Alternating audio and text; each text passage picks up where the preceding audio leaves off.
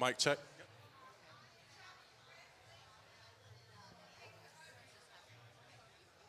Good afternoon, everyone. We're getting started now. Wow, this is such a lively group that no one even cares that we're on the stage. Hello.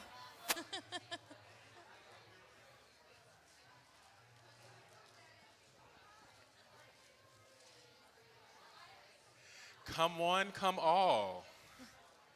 Gather, gather. Yes, we are so excited to welcome you with us today. Come on.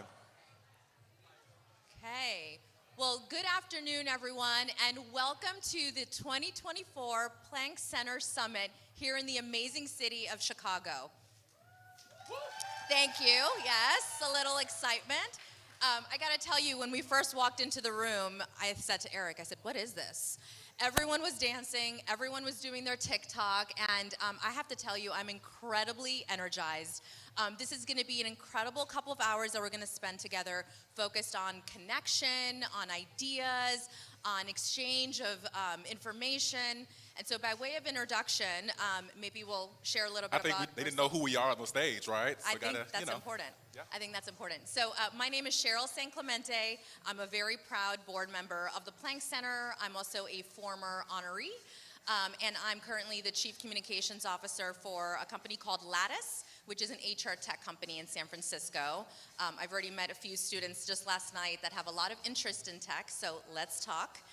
And I'm incredibly honored to be standing here with my friend and my former, I was going to say former colleague, but we never worked together. Never worked together. But it feels that way, doesn't it? I mean, we do work together on the Planck board because we are a working board. Hello. That's exactly Yes, so good afternoon, everybody. My name is Eric Winkfield. I am currently the Vice President and Group Manager, as well as Head of Diversity, Equity, and Inclusion at MBooth and MBooth Health. You see my MBooth colleagues back there? I am also a proud board member as well, a former, as well as a honoree, 2018 as well, but also an Emerging Leaders Committee member also. And so just really excited to be here with you all. And you know, Cheryl and I, when they asked us to moderate and MC this event, we were like, you know, it's really interesting and really great and so timely. Are you sure? Yeah. Like the two of us? Okay. But no, we are so excited to be welcoming you all here. We have an exciting lineup of conversations that we're going to be listening to. We have some amazing leaders who have done some incredible things in their careers, who are doing some incredible things currently, and who are getting ready to take the industry by storm with our emerging leaders who will be ending us off. So with that, let's go ahead and get ready. One last little reminder, hashtag Planck Summit 24. As you hear ideas, as you listen to quotes that are incredible sound bites, feel free to share it with your community. I think part of this is also getting the word out. Thank you, by the way. Somebody turned off the music. Thank you, you're right. It was like I was in a nightclub. I thought it was like our background music, like a little theme songs. This is I was like, Eric, this is yeah, us, right? taking me back to those days when, you know, it was like a good time. Hashtag Planck Summit 24. Get ready for an entertaining time. Yes. Great. So just really quickly, this year we're diving into the intersection of AI, technology, and public relations. Critical to today's conversation and very timely to everything that we're experiencing today in both DE&I as well as AI and where we're going in our future as an industry. So please buckle up. We are going to open up with first with a keynote conversation. We're going to first open up with a presentation by Dr. Tina McCorkindale, as well as Dr. Dring Ming, who will present us on research about revealing the new findings and key trends in our field. Oh, actually, it's Did I mess up my script already? You did. Wow. You did, but that's okay because that's why I'm here. Thank you. Where You're would I be welcome. without you? So actually, psych. Take two. Take two. We will actually be having an opening keynote by the wonderful Soon-Mi Kim, who will be joining us and giving us an opening conversation and keynote presentation.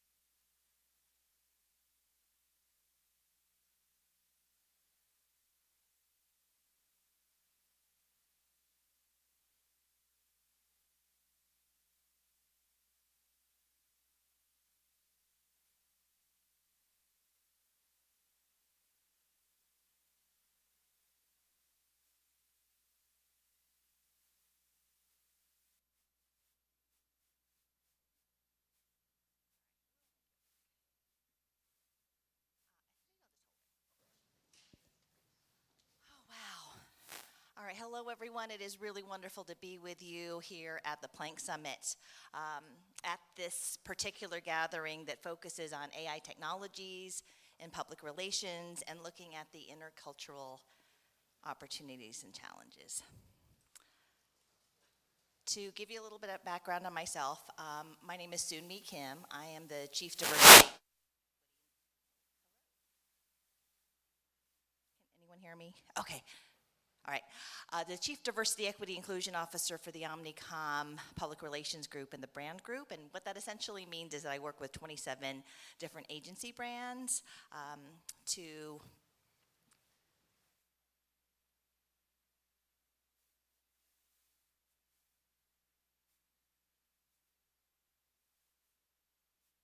Hello? Hello? Hello? Okay. All right. Well, that wasn't so smooth. I also have the great honor of serving as the board chair for the Diversity Action Alliance. I'm just going to be really honest with you. I had 2,200 words or so prepared. That's usually enough to fill about 15 minutes of time. But those words just feel inadequate right now. So hopefully, with your agreement, I'm going to offer a few unprepared remarks as well that speak directly from my heart. And I'm going to tell you a little bit that I'm kind of scared right now. I am scared by the war on diversity, equity, and inclusion in our language. I am afraid of the aggrieved state of our nation and the hyperpartisanship. I'm afraid of violence and really the easy access to military-grade weapons. I'm afraid for women, including my own daughters, who do not have the bodily autonomy and the access to health care the ways that I did. And I'm afraid for this country and for those who voted against the things that I think are just kind of basic. Things like good character and decency, somebody who's not racist and misogynist, a transphobic, ableist, and a rapist. Basically the same qualities that I expect from my AI. And yet, at the same time, I stand undeterred because my parents did not survive a war for me to be silenced. I didn't survive a pandemic to be muted. And I think it's really everyone's responsibility to comfort the afflicted and to afflict the comfortable, instead of comforting the comforted and afflicting the afflicted. But that means we have to protect the vulnerable, and we have to simply tell the truth. I am going to ask something of you, because I'm sure that we have a variety of opinions in this room. But I'm going to ask those, if you are part of the winning side of this recent election, that you practice the leadership skills of kindness and generosity.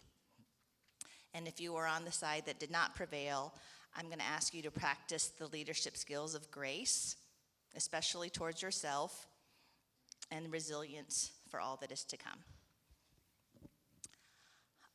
With all of the rhetoric against immigrants, I'm reminded of a time when I, too, felt like my thoughts on American ideals and what America should be were less important because I was not necessarily a real American. As someone with a funny name and from an immigrant family, I thought the most American I could be was a hyphenated one. Asian-American, Korean-American. But I've realized that I can actually be all of those things without qualifying my Americanness. I'm Asian, I'm Korean, I'm American. And none of that makes me any less American. So, one of the things that you do when you're different is that you learn by watching. It's one of the great things about being different, because we're always watching. We're comparing, we're contrasting. We have to, because we have to think about our safety. We have to think about the ways that we fit in. We have to know the difference from where our bread plate is versus our dinner plate. By the way, this is not a Buddha move. This is B for bread, this is D for drink. But anyway, I think those of you who know, who are different, are really good at seeing things that perhaps aren't fair.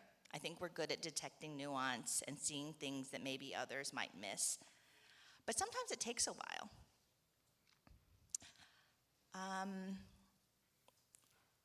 Another thing that you may not know about me is that I grew up in the South, the deep South. My sister went to a school called Robert E. Lee High School. We spent summers going to Stone Mountain where Confederate generals were etched in granite, and I would watch the laser show and the fascia where, these generals would ride away to Glory Hallelujah sang by Elvis Presley.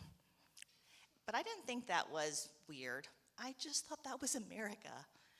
And yeah, that was kind of the lost cause mythology that I kind of grew up with. I remember taking 8th grade Georgia Studies, which everybody is required to take as part of your graduation requirements. And so I grew up with a certain kind of idea of what this country was. And it was really well into my adulthood that I learned about things that I didn't know, that I should have been taught in school. Things like redlining, things about the ways that cities are constructed and the ways that highways divide vulnerable communities. I learned about predatory lending and Black Wall Street and things that were determined riots when they were really a massacre. So in my immigrant home, we rarely got toys. But the one luxury that we had is whenever we went to the mall, in my case it was in Fayetteville, North Carolina, we could go to the Walden Books and pick out one book. And that's the one thing that I will say to you all. Leaders are readers. And it's so critical that we continue to learn and to read. And that's exactly what I've been doing in this time. We find ourselves in uncharted territory. And we are trying to navigate massive technological shifts like artificial intelligence, specifically generative AI. But we're also trying to navigate cultural shifts and what it means to be a country. As leaders, and I think of everyone in this room as leaders, the skills that have brought us to this place right now are not necessarily the skills that are going to take us into the future. And as we're all quickly trying to understand the right prompts and the ways to think about the ethics around AI, we also have to have the skills to navigate hybrid work in a polarized world, managing burnout and accelerating globalization. They used to call these soft skills. I never called them soft skills, I always called them superior skills. But these really are the new hard skills. Stephanie Mehta over at Mansueto Ventures, which is the parent company for Fast Company and Inc., talked about what are the #1 traits of a CEO today. And the things that people threw out were things like humility, resilience, authenticity, flexibility. In the 1990s, it would have been unthinkable for a CEO, for Fortune 500 CEOs to be talking about any of these as their #1 trait. But that is the case today. But what all of this tells me is, as we navigate these technological, social, and cultural challenges, as communicators and counselors to our clients, students who are hoping to get into our industry, and to our colleagues, we have to manage the effects of generative AI by generating what I call a different kind of AI, which is analog intelligence. What is analog intelligence? Well, I just kind of made it up. But what I mean by that is something that's not really about the technology itself, that's not about digital or anything like that, but really does focus on the superior skills of emotional intelligence, relational intelligence, and communications intelligence.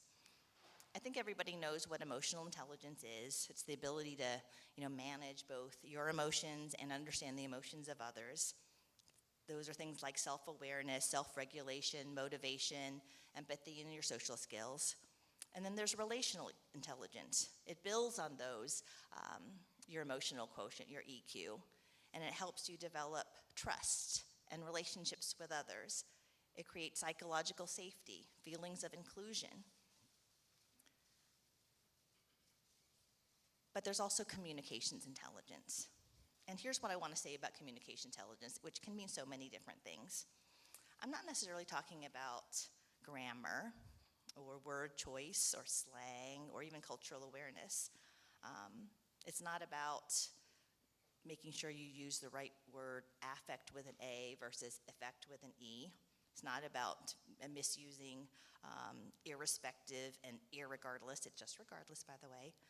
Or period. And my kids hate it when I say, like, oh, period with a T and another period. And they're like, oh, Mom. But it means that we've got to really understand our culture around us and the subtleties that we wish to convey. Words have power. Today, as a communicator, you also have to understand not only culture and words and language and the craft of what you do, but you have to understand science and journalism and history and social justice and current events. Back in 2014, I remember there was a PR agency that named itself Strange Fruit PR. If you're not groaning right now, let me just tell you.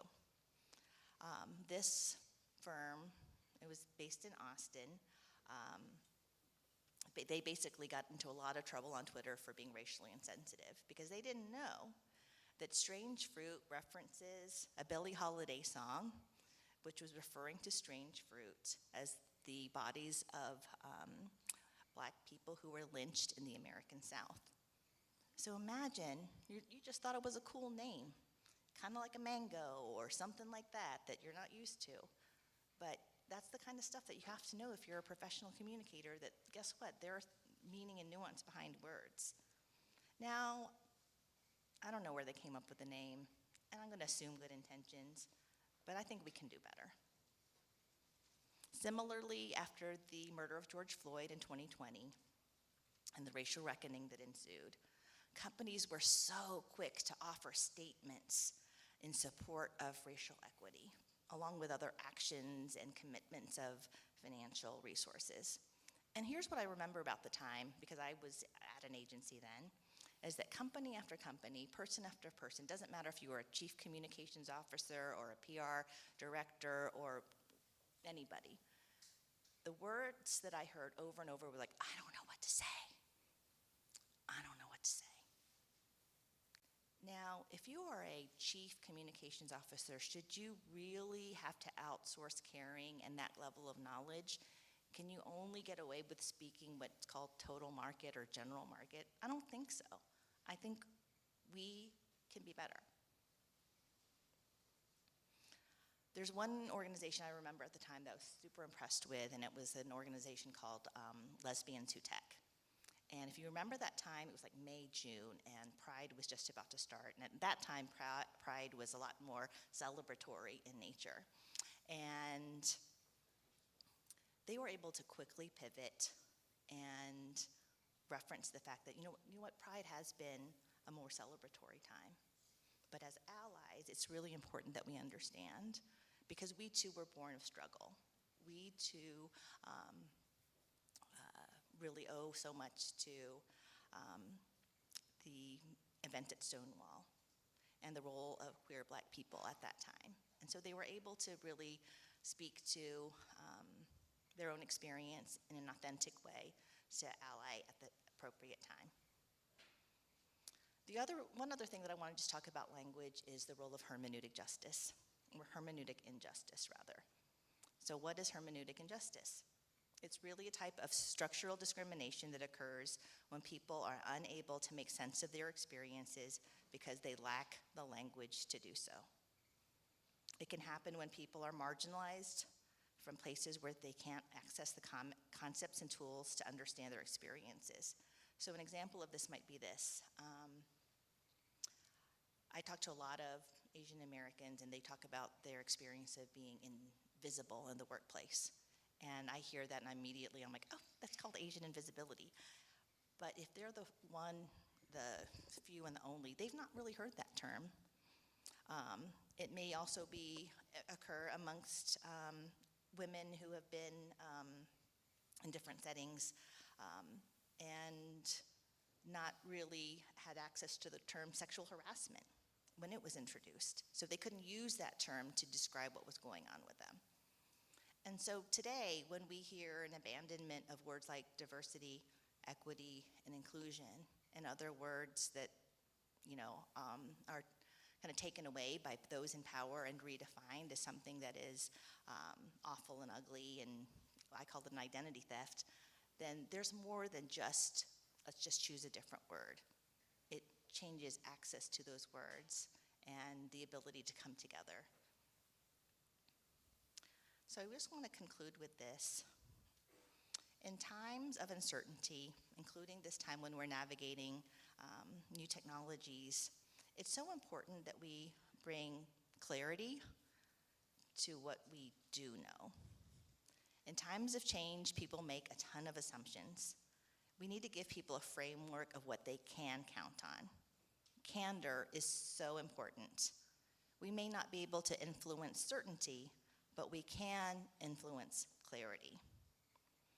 In addition to clarity, it's so important that we also tap into imagination.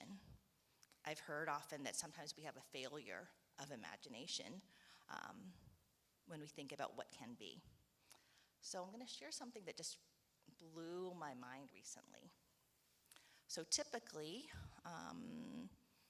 when we think of seasons, we think of 4 distinct seasons: spring, summer, fall, winter, and they are anchored in this fixed understanding of time with the vernal and autumnal equinox and the winter and summer solstices.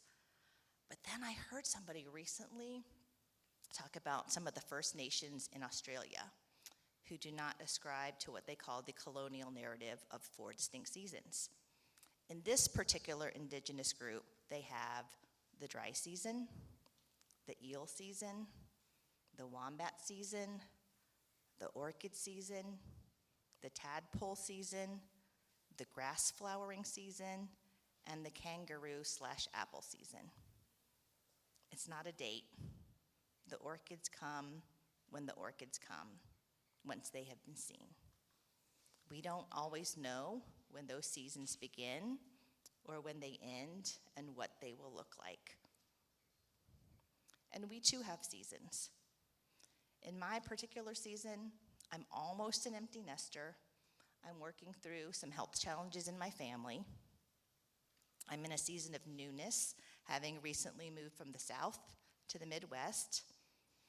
And in this new season, summers are savored, autumns are more golden, and the winters are cozier. Squirrels are the size of rabbits, which is really freaky. And the brief commutes add length to my days, and the proximity to community also bring fullness to my life. But this election season has also revealed to me other facets of the season. So I'm resolved to a season of planting, of scheming, of continuous learning, and one of nurturing. I'm also aware I may not see the harvest, and I have to be okay with that. I have to trust that the orchids will come when they come.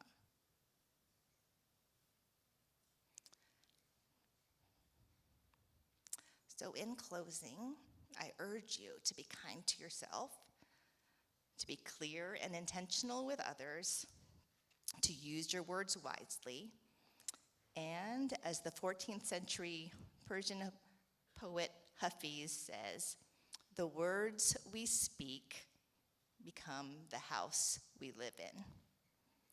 May our houses be beautiful places of uplift. Thank you.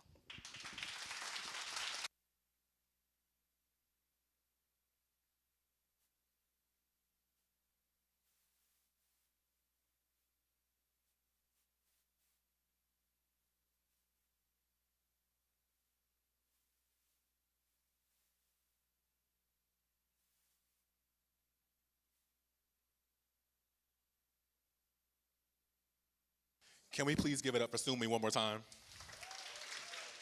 Amazing job. Sumi, you've given us a gift because the reality of it is that we are among the stewards of language and positioning and imagery and communicating to not only our publics, but also representing our companies with the most integrity. And so it was a very sobering communications and message, but something I believe will go far and I hope was received. With that being said, we want to say again, another hand clap for Sumi for her time, her words. So again, I'll reiterate, the conversation that we are embarking upon today is really a journey that has been intentionally crafted by the Planck Center Board to make sure that we really address and looking into diving into the intersectionality of AI, technology, and public relations. At a time right now where language is super critical and we are embracing the new, it is still really important that we do not forget the human element to be incorporated into what we do day in and day out. So the future of our industry is being widely discussed. You've been a part of many conversations this year and beyond to be a part of this, and they will continue. We have an exciting lineup of experts, industry moguls, emerging leaders, and students keyed up to talk us through different elements of this process. But before we go, we're first going to have a presentation by Dr. Tina McCorkindale of the Institute of Public Relations, followed by a presentation by Dr. Dren Ming, who will present research report revealing the new findings and key trends in our field. It should provide some valuable insights that hopefully continue to shape how we embrace this technology, how we do so intentionally as well as responsibly.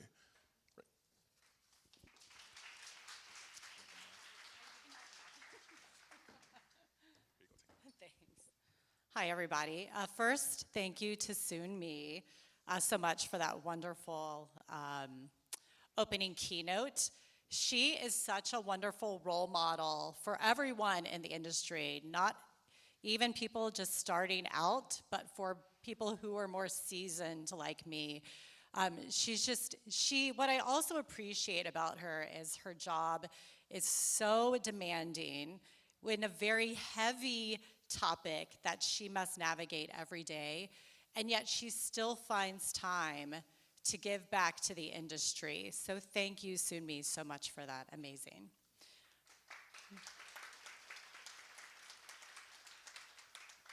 Okay, hi everybody. I'm Tina McCorkindale. I'm the president and CEO. Oh, hi Pam, I see some faces here. At the Institute for Public Relations. We're a nonprofit research foundation. We've been around since 1956, and we are the research think tank of the industry. We do research that matters to the industry, and it's all available for free.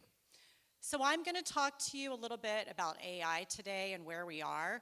IPR published a paper on generative AI in organizations. I highly suggest that you check it out. I am not talking about that today. So how many of you use AI every day? Every single one of you uses AI every day if you have a smartphone, right? Every one of you uses AI, and you've been using it before ChatGPT came out. How many of you use ChatGPT usually on a daily basis? Good. I use it as well. But what I'm going to talk to you today is a little bit about AI and diversity, because it's very important. So 6 years ago, Amazon developed AI software intended to streamline hiring and recruiting in organizations. But what they found was troubling. Does anybody remember what they found? Here's what happened. is that the algorithm favored men over women because the AI used historical hiring data to make their decisions. And their company was male dominated. So then when you use AI, that's what you get. This meant resumes mentioning the term women's, like women's chess club, were penalized, while languages that were typically used by male applicants, such as executed, captured, those great action verbs, were rewarded. Similarly, Google's online advertising system was showing paid advertising more so to male candidates for high-paying jobs than female candidates. So these cases highlight a pressing need to address bias in AI, especially as AI becomes more embedded in our lives and organizations. Nearly all of you raised your hand when you said whether you use AI. So I'm going to discuss the critical intersection of AI and diversity, a topic that is not only shaping our work, but society as well.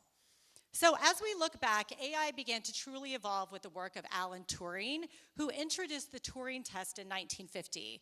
And what the purpose of that test was to measure machine intelligence, which set a foundation what it meant for computers to think, right? Fast forward today, and it's no longer theoretical, it's real, pervasive, and its immense power to reinforce or dismantle societal biases. Okay, get these numbers. Since the launch of ChatGPT in November 2022, the number of people who use it on a weekly basis is 200 million globally. 67 million people in the US, which means 20% of Americans use ChatGPT on a weekly basis. So how many of you work in organizations that use Copilot? Okay, a lot of you. So you see tools like Copilot are being integrated into our everyday lives. You also have platforms like Midjourney, DALL-E, Gamma. They're revolutionizing creative fields, while advancements in predictive analytics are also affecting the work that we do.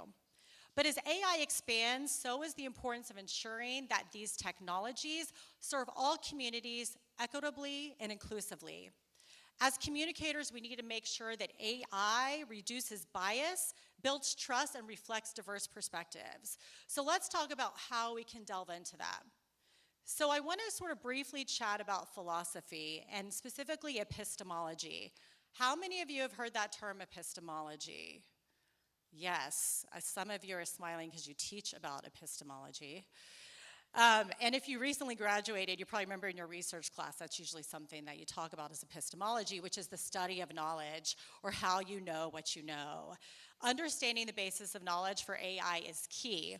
So what does it mean for AI to know something? How does it acquire knowledge? How do we know if it's true? How do we validate it? Should we trust it? How many of you trust AI? Okay, so a few people, right? I trust it with the information. But now, am I skeptical and do I double check? Absolutely. But you want it to enter in X and get Y, what you have requested. So what responsibility do we have in the knowledge that's created by AI? What are the limits to its capabilities? Where does AI get its info from? So thinking about this, there are troubling ways that these questions about epistemology come up in bias with AI, and that's one of the biggest challenges. So several researchers talked about, from McKinsey, talked about bias and AI. So here's what they said. Biases have a tendency to stay embedded because recognizing them, taking steps to address them, require a deep mastery of data science techniques, as well as a more meta understanding of existing social forces, including data collection. In all, debiasing is proving to be among the most daunting obstacles and certainly the most fraught to date. Bias in AI should be one of the cornerstone issues that we talk about in our organization. So I have to tell you this story because it's fantastic. How many of you have used Gamma to create your PowerPoints? Any? Okay, Gamma's great, by the way. If you have key messages and you want to create a deck fast, stick it in Gamma. It will create a PowerPoint really pretty. We asked it to create pictures of researchers to put in our report. What do you think we found? Someone yell out. White men. What were the white men doing? They were in lab coats. Maya, did you do this the same thing? Dr. Hutchins over there, she knows. What do you think they were doing in their lab coats? Experiments, chemistry, right? This is what AI knows. I don't think Dr. Marlene Neal has been in a lab coat in a long time doing all the great research, or Dr. Ming, all the great research that they do. You should, though. That's what we should do, is wear lab coats. But it was like, we treated it like, oh my gosh, you have to see this. But it's problematic, right? Because if you don't know, then you don't know. So biases, because we humans train the algorithms, that's why they are biased. So generative AI tools like ChatGPT have a hard time with context, humor, tone deaf, and sensitive messaging that Sumi talked about. So one of the other things I want to tell you about is what philosophers call the background of obviousness. That is things that we know because they are obvious to us, but AI doesn't know. It's embedded in our culture. So you have to be able to train AI to do those things to understand. So I want to switch over a little to healthcare because this has a big impact. Microsoft has been working with GPT-4o to read clinical trial documents, past healthcare decisions, medical reports to help doctors, to train doctors on what they can do when a patient comes to see them. So amazing technology, but there's bias in the systems. According to Dr. Lucila Ohno Machado, she's Deputy Dean for Biomedical Sciences at Yale, that many healthcare algorithms are data-driven, but if the data aren't representative of the full population, it creates biases against those who are less represented. So usually that can result in inappropriate care.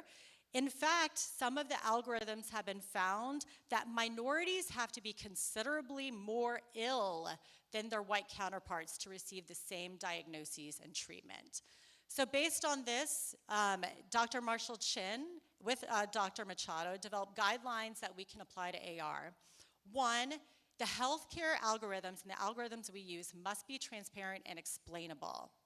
That we have to engage patients and communities during all phases of our algorithmic life cycle. That we identify fairness issues and trade-offs, and we ensure accountability and fairness for outcomes. We know that organizations are trying to make positive change. IBM has an AI fairness toolkit. Microsoft has a responsible AI standard.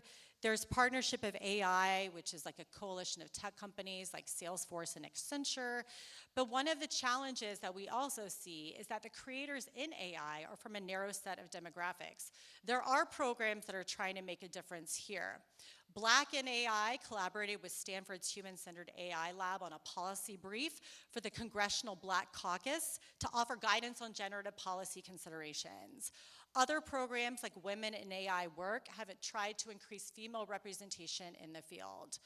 But for us in public relations, we have to take a leading role in AI for good. We have to make the change. We are the ethical guardians. In whatever organization we work in, we are the voice of ethics in the organization. And we have a responsibility to be that voice. So here's some of the 5 actions that I put together that we can take. One is we need to push for more inclusive data practices where these companies that we hire or contract or internally within our organizations, that we move from a deli counter approach where they just take our order to we have to be the creators of the systems and programs. Ask questions. Where did your data come from? How are you accounting to make sure your data are inclusive? How are you feeding and training these programs that we are using every day? Question the data and question what they're telling you. You also should create ethical and inclusive AI practices in the organization. This is my take, and I've been disagreed with many times. But here, I do believe that we should disclose content that is AI generated or AI assisted, depending on the situation. Now, at IPR, we do have guidelines for AI disclosure that we do follow. One of the points that we take is AI should never be used as a research source or as a citation source. Also, training employees on specific use of AI and educate them on the likelihood of bias. But ultimately, it's not these AI programs or whatever we do that's responsible, it's us. We cannot blame any AI systems for negative consequences. It is our responsibility. When Robert Williams spent 30 hours in a Detroit jail because facial recognition technology got it wrong, the officers were responsible for ensuring the accuracy. And he said, look at this picture and look at me. It's not even the same people. And they were like, oh, yeah, 30 hours later. That is something that they are responsible for. And now, with a new administration, this is also a time to make sure that we do what's right. I don't know if you saw yesterday, but nearly every tech CEO congratulated Trump on his win. And the reason why is because innovation, they don't want the regulation. So what we can assume is that there's not going to be regulation of AI. It's not coming. So instead, we have to be responsible. We have to be the regulators of what we see within our organizations. And you all have that power for change and to make a difference. So let's use that power to shape AI practices that are fair, transparent, and accountable. And let's make sure that AI serves society for good and not the other way around. So thank you very much.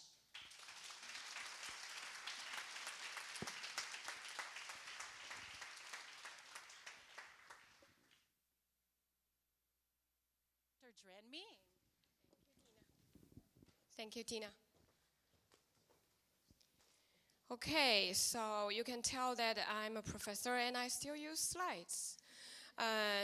And those slides were not made by Gamma. I wish I knew earlier that those slides were made, graphically designed by my amazing research assistant in Germany, University of Leipzig. So I do want to give him credit.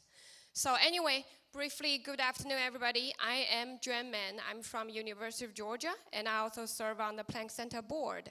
So in the next few minutes, I'm honored to share with you just some highlights of the key findings that we did through a large project called North American Communication Monitor. Okay. So before I dive into the results, can we go to next slide, please? Thank you. Okay. So before I dive into results, let me give you a very brief background about this project. So how many of you in the room have heard about North American Communication Monitor? Okay. So I must say, this project is for you, students sitting in this room, and also beyond this room. This is a research project that organized and also sponsored by the Planck Center since 2018. This is a biannual research. We collaborate with colleagues in Europe, where they manage the equivalent edition of a European Communication Monitor. So what does that mean? So in each edition of the Monitor project, we explore current practices, challenges, and the future development of strategic communication in all communication sectors, from public, private, nonprofits, government communications, and also any other sectors in agencies. So this specific edition is based on 1,055 full-time communication professionals working and living in Canada and the United States. So we didn't include Mexico because we have equivalent Latin American Communication Monitor taking care of the Hispanic-speaking countries.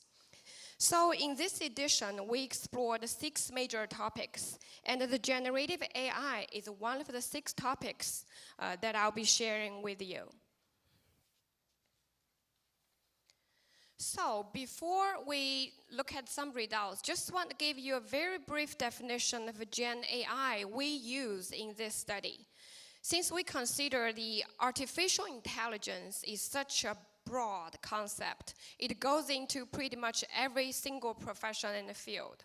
And in communication practice, we focus on the Gen AI, okay, the generative AI tools, which is very typical artificial intelligence, like Tina has shared with all of you.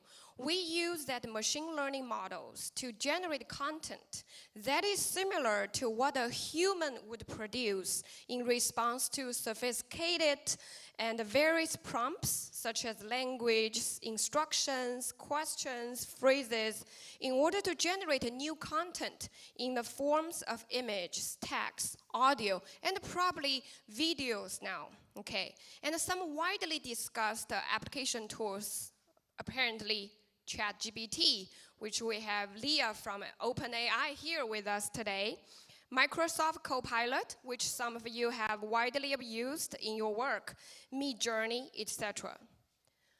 So based on our survey, here are the numbers that the majority of the professionals in our field agree that Gen AI is a hot topic that get heavily discussed in their daily practice in the office or beyond the office setting. We also found 7 out of 10 professionals actually report they closely follow the conversation about Gen AI usage by following news and also trade publications. So think about your own reading habit. How much are you following? Okay, so this is based on the full-time professionals working in communication. And also, the attention level that I shared with you last slide pretty much predicted the impact level on this slide.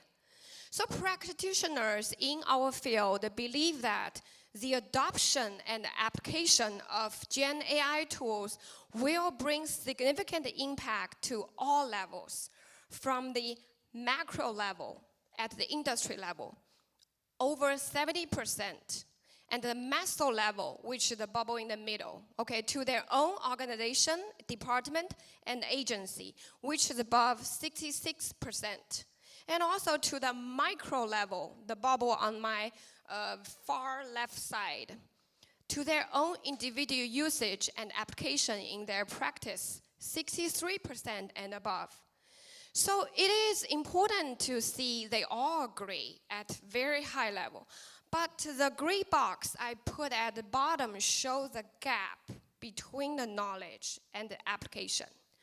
So knowledge-wise, we ask them to rate, okay, from poor knowledge to excellent knowledge, how much would you rate yourself about your Gen AI tool knowledge?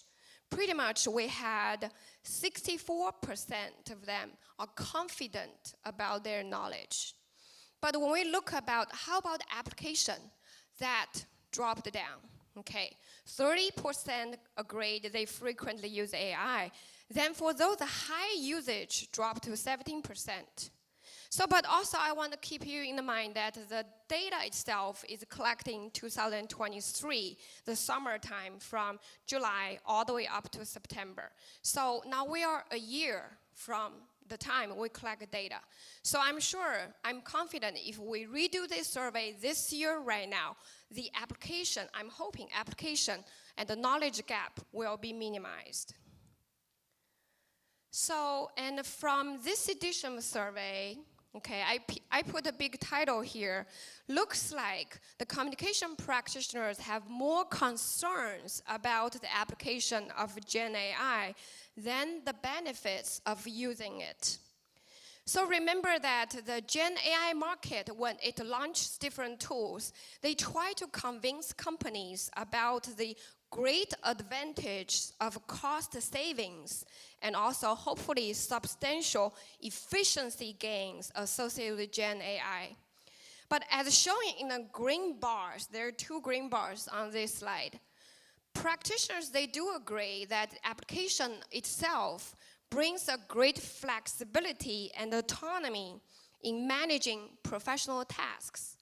As a result, that frees more professionals to focus on more advanced tasks such as innovation, strategy, and also business development.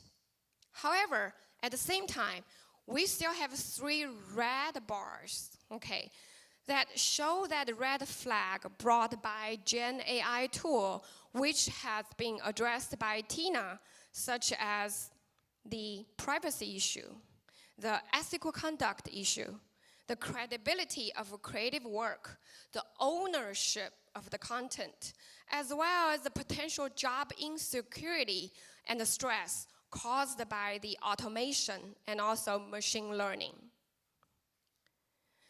So as communication industry, we rush to explore and adopt Gen AI tools. We described some of the top barriers that at the infrastructure level, at the organizational level for communication professionals.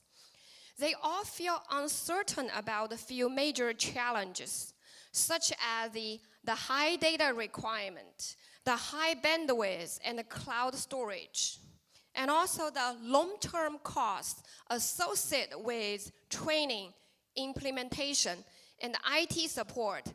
But at the same time, the AI market evolves so rapidly.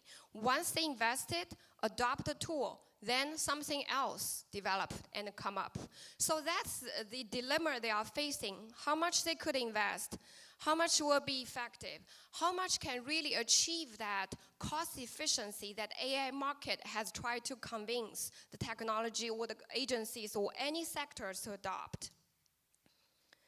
So how about the challenges at the individual level? Okay, so as we traveling so fast with the AI technology evolvement, the challenges remains in two major areas. So I just highlight a few on these slides. The first group of challenges goes back to the most authentic discussion about AI-human interaction. Can Gen AI replace our jobs? How much shall we be involved to make sure that human emotions, nuances, and also creativity are not compromised? How can we develop the AI-ready mindset when bring training program, training courses to the workplace? And the second set of the concerns or challenges at the individual level still build around ethical concerns, privacy, ownership, creativity, and also knowledge-based skill sets. How fast we can train them, how fast we can make sure the tools are ready to be applied to address different problems, challenges, or consequences related to client work or own work. So it is interesting that I didn't put here, but we didn't find any gender differences in terms of the challenges at the individual level, which could be a good sign that we are all at the same level in terms of the uncertainty and the open to different training and the knowledge acquiring process for the communication industry. So lastly, I kind of want to wrap up by talk about a few key takeaways from this specific section in North American Communication Monitor. So we launched the study last year when the industry and the practitioners are in the early phase exploring how we can use Gen AI. Okay, will Gen AI kill the industry, or will Gen AI bring new opportunities to the industry? So lots of uncertainties last year in summertime, especially when I went to Cannes Lions Festival in France. That's a major discussion that presented by different professionals from all around the world. Okay, so for example, some key takeaways. How can we advance the effective application of Gen AI tools to actually make sure we are effective using them? And once our anxiety over the AI started cooling down. And the key part is, how can we take advantage of those tools to maximize communication function, not to replace communication functions, okay? And also use Gen AI tools to drive performance, not creativity. The best use of Gen AI, we really need to onboard it as a part of business operations, communication process, and workflows. As the Gen AI market gets more and more competitive, and eventually it will get saturated in many ways, okay? The question is about which specific Gen AI tool actually we should select for what specific tasks and goals. So that's the target we're trying to achieve. And lastly, never lose human vision in guiding Gen AI toward communication goals and functions. So on behalf of the research team, they are real people, okay? I want to thank you for your time. And I really want to mention that actually this entire research report is free and available. Next slide, please. Yeah, on Planck Center's website. So the report itself had a lot of information. Today, I only really picked probably just 1% of knowledge that I feel would be relevant to today's theme and to share with you. And all of you are encouraged to check out the results, the report from the Planck Center's website, use it in your classroom, use it in your discussion, and share with your colleagues, share with your network. This is why we are devoted our time to conduct research and hope to bring research-driven insights to inform better practice. Thank you.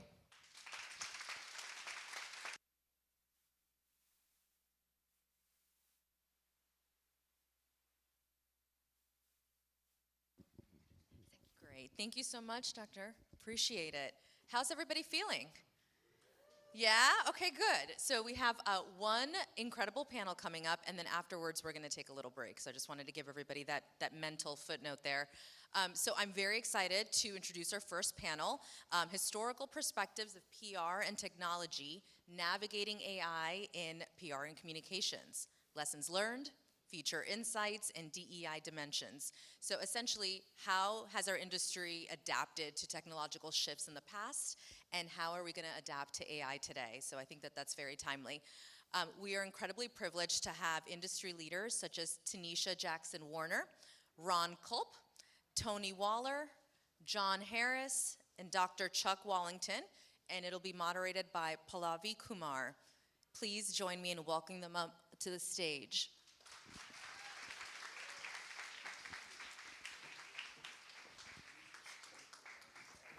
Welcome. Mwah.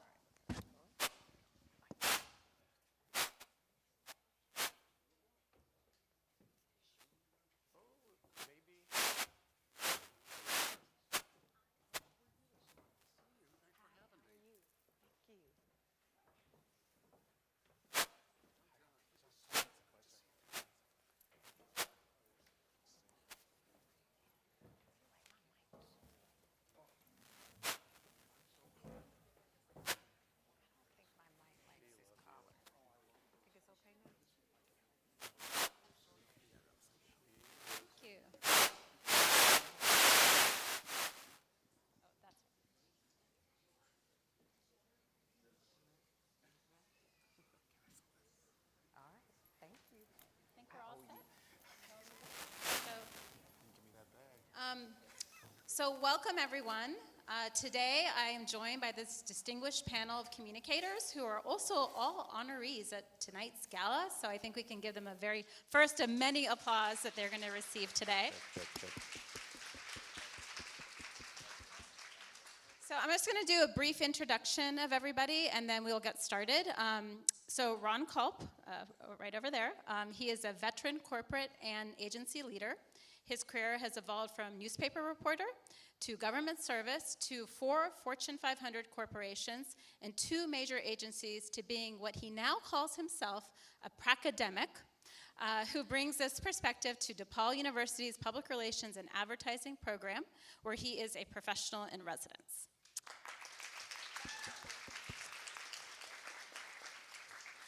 John Harris is the Executive Vice President and Chief Communications and Networking Officer at ConAgra Brands, overseeing all corporate and brand communications, social and digital media, content, and corporate giving efforts. Tanisha Jackson Warner is the founder and CEO of Agami Group, an award-winning multicultural agency and trusted partner to leading consumer, beauty, lifestyle, healthcare, financial, and corporate brands. Agami is the first multicultural and Black women-owned agency to win Grand Prix Film Honors at the Cannes Festival of Creativity. Tanisha also sits on the board of the PR Museum and the Seminar Program Committee. Welcome.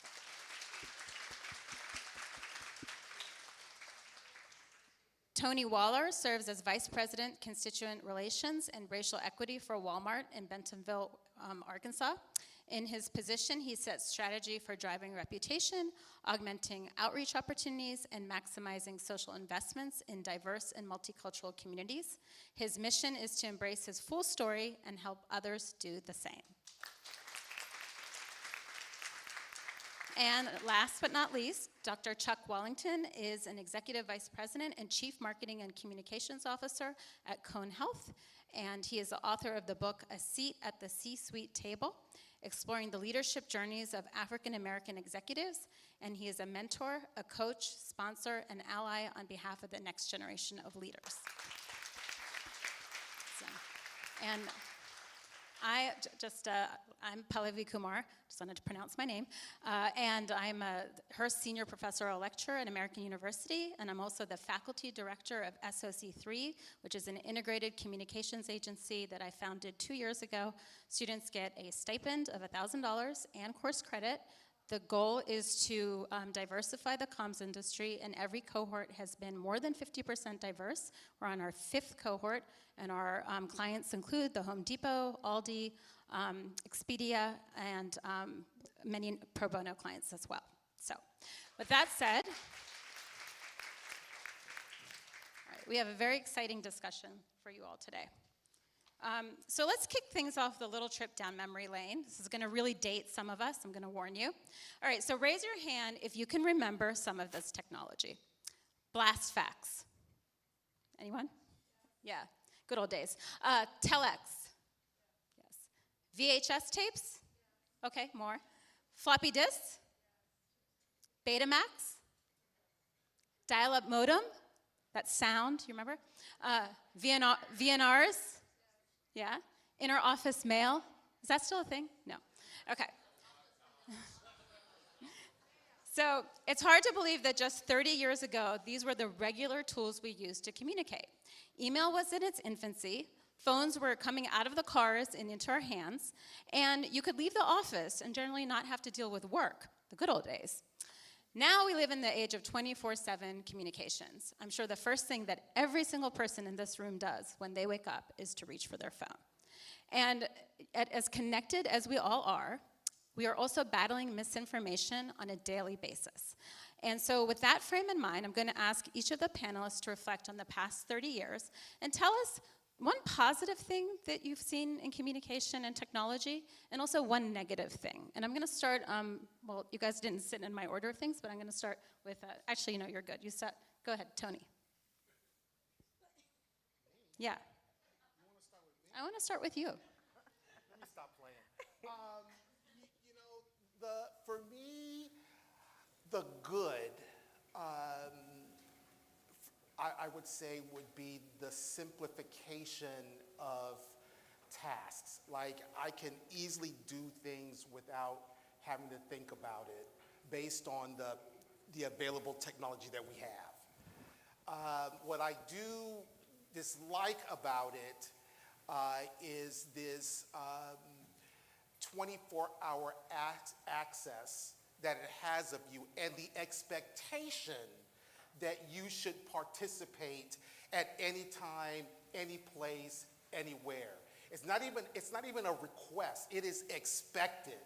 And so that's probably for me has been like the part that has really not worked well. I'm sure a lot of people agree with that. Tanisha? So when you say, can you all hear me? Okay, all right. So when you say 30 years, I actually went down memory lane, and there was one technology that you didn't mention. How many of you all remember beepers? Okay. You could not tell me a thing with my beeper. I wore it all the time in college. And when you would get that beep, basically the beep meant somebody wanted you to go call them, and you had to go to a payphone and then call. And if you were really good, you knew how to use numbers to make them words. And so that was like the first part of text messaging, but you had to make words with numbers. So again, I had to take y'all like way back. In terms of, for me, the positivity and with technology coming on, I would say the amplification of voices of culture. So when I originally started doing work in this multicultural space, how you focus groups or maybe listening to or bringing in influential stakeholders. But now you can actually get a sense of what is happening in culture in real time with many of the social media devices. And so having the real time access to voices of culture would be the positive. And Tony, similar to you, well, actually it's not the same one, but I want to kind of borrow yours. I think the being connected all the time and the expectation, that definitely wears. I think it has the ability to wear on our mental wellness. Another thing from a negative impact standpoint over the last 5 years is, I would say, the decrease in human connection. So one of the things that I absolutely loved about the pandemic is we realized we were stronger than what we knew. I used to be, you have to come into the office, you have to come into the office. And we had no choice. We went completely virtual for a couple of years. And it allowed us to hire talent across the nation. So many good things. But when it was time to come back, the resistance to come back, and then just the lack of valuing human connection. I believe that people do business with people. Yes. And I encourage our team all the time, if you have that chance to take a meeting, if you have that chance for in-person connection, human connection, I think has negatively been impaired. Chuck? So yes to what my colleagues have said, and I'm going to take a slightly different approach to answering the question, but it will get us there. So I'm old enough to remember when organizations had in-house magazines or organs, right? So when I came along, my first job in public relations was I was editor of an in-house magazine. That meant that I had to create the story list, interview people and write the articles, work with the typesetting folks to take the copy, and it came out as type. I then sat down with a pica pole and that little gizmo that you use to crop pictures, and my job was to actually take the copy and lay out the publication. It then went through another couple of other phases, but it became a printed publication that was distributed to employees and other stakeholders. Now, by show of hands, how many of you even know what an in-house magazine is? All right, so many of you, and many who are in my age range, so good for you, right? So my point is that back in the day, that was a good thing in my opinion, because that's how people stayed informed. That's how people stayed connected. That's how we knew what was going on in our various organizations. And that's changed now because everything is online. So part of what I think we have to work through now is remaining in touch, remaining in tune with each other, even though much of what is now communicated and how it's communicated is in the digital space. And I will offer that just because information's in the digital space, it doesn't relieve us from doing what you just said, which is reaching out and having conversations with people so that we understand beyond what's in the now digital space, what it really means and how it applies to us. It was a great pivot. Thank you. John? I have a quick story. Am I on? There. Oh, gosh. Yes, I heard myself. When I used to work at Pepsi, I worked at Pepsi in the mid-'90s, and Mountain Dew, they had this great program where we were going to give pagers away to all of the teenagers who were Mountain Dew fans. Obviously, someone was a Coke fan over there. So we gave away pagers, and we were, we came up, and we had no idea at the time, because we did not do our due diligence, that while pagers were a great way to communicate, as Nisha said, they also were used for drug dealers, right, at the time. So, and we knew, and particularly in Chicago, there was a big issues with pagers in school and beepers in school. So what was originally a very good opportunity became a crisis, actually, at Pepsi. And then we had to come out with a program that really set things straight. Beepers are cool, but not in school, which did not resonate really with teens. But it was just absurd, and how we missed that. But had we only had AI, see what I just did there, we would have known, we could have used the analysis and the analytics to find out that it was also used for something else that was not for the good. And so, but I just wanted to share that story, because I actually had to stay sober during my bachelor party. I was handling media calls wearing a cinder block and a chain, which my friends, of course, thought it was funny at the time. And I called my wife at one point during it, and I said, "Can you please come pick me up?" That's a true story. What I love is a double-edged sword about technology. I'll tell you, one, I love the immediacy. I love to get real-time analytics and have real-time conversations with people. I think that's wonderful, and the reach is just incredible. What I don't love is that as much as good information travels fast, bad information travels just as fast, and inaccurate information travels just as fast. And for those of us who are managing the reputations of our corporations, our brands, our concerns, our leaders, it's pretty tough. So it's very good. I think when used for good, it's great. But I do think we've got to be very careful as communications professionals. Boy, Coke is really angry about that story. As communications professionals, to make sure that we are constantly monitoring and making sure that we are keeping things fair, accurate, and balanced the best we can. Great, thank you. And Ron? I was going to take Beeper as well, because I remember being assigned it.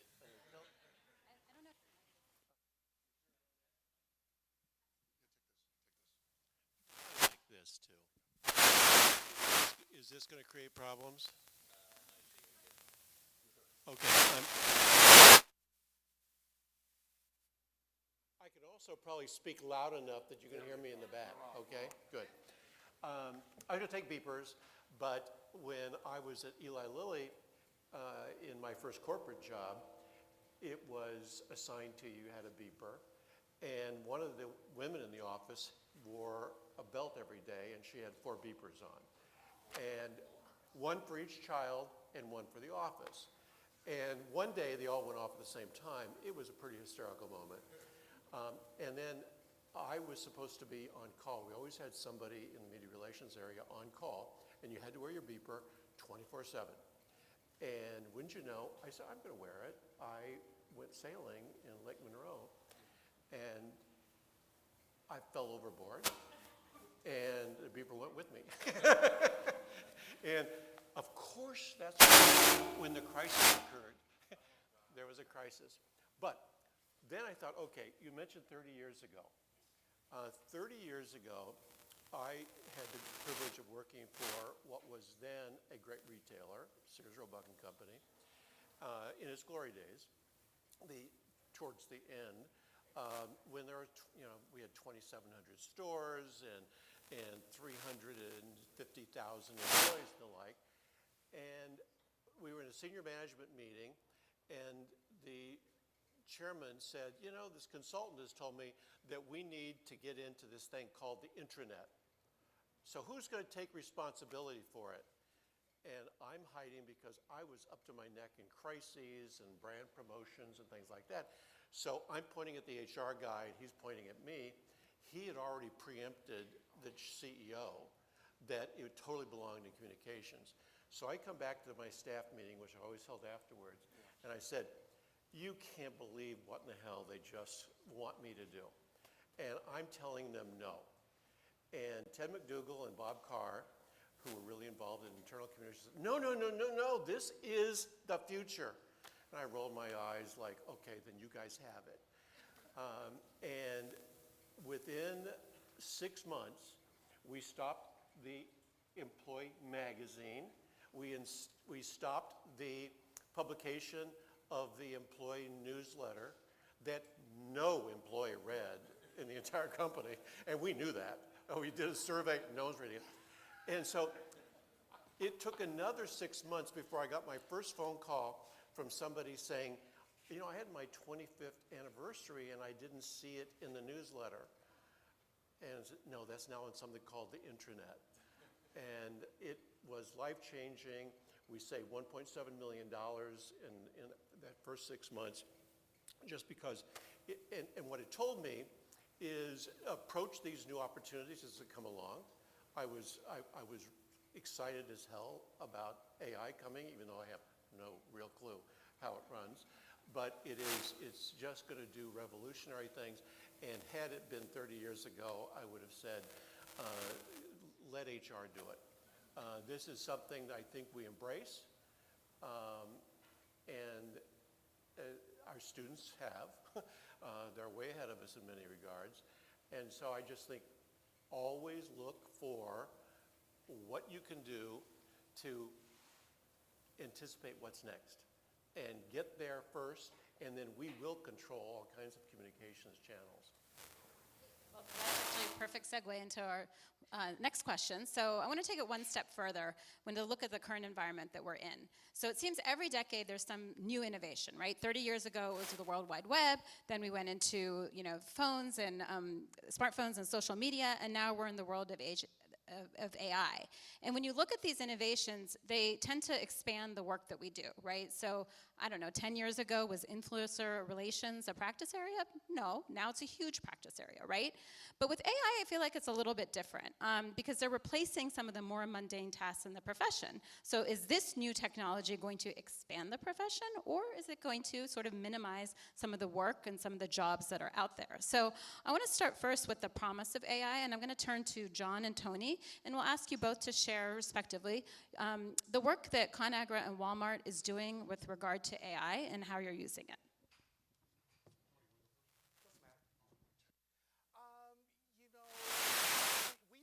We've been encouraged to use AI, and in fact, our Chief Technology Officer Suresh Kumar, really kind of said, "Hey, let's give it a shot," and helped to put the parameters around how we are to use it. And so, I don't know that there's any kind of specific guidelines per se of what people should or should not use it for, other than there's the guardrails. We don't put personal information in there. Key personal work data does not go in there. Anything that could lead to any potential questions of privacy, that information is not used. Personally, how I use it is on those things that I absolutely hate doing, such as putting agendas together for a meeting. I hate putting agendas together. Can we just show up and have a meeting? No, everybody wants an agenda. I hate putting agendas together, so I have it do it for me. So those kind of tasks, I think it's really helpful for. Now, here's where I am making sure that I watch out for. It is a tool to help me think through things. It is not a tool to do my thinking for me. And that's where, we have to be very, very careful. Are you using it to expand your ability to do your work in a better, more efficient way? And yes, do the things that you don't like doing. Or are you using it and just taking it for face value when the results pop up and say, here you go, and you've never bothered to review it, you never bothered to look at it. Now you're allowing that piece of technology to think for you versus you allowing that technology to think with you, right? And so I look for those kinds of tasks, right? Helping me to put agendas together, helping me to do, I can't say this because one of my team members is here. Yeah, but helping me to do my evals on people, helping me do that. And again, it doesn't write it for me, but it helps to set it up in a way that I feel like it works. It may provide me with the particular document, but then I review it and put it in my words, in my language, and it often will give me stuff that's inaccurate, which is why it's important that you review it and look at it and make sure that piece of information is not being used as your thinking, but that you are using it as part of, your overall. I don't know what is the AI needs to fix the mics, just FYI. So thank you for that answer. John, tell us a little bit about what's happening at ConAgra.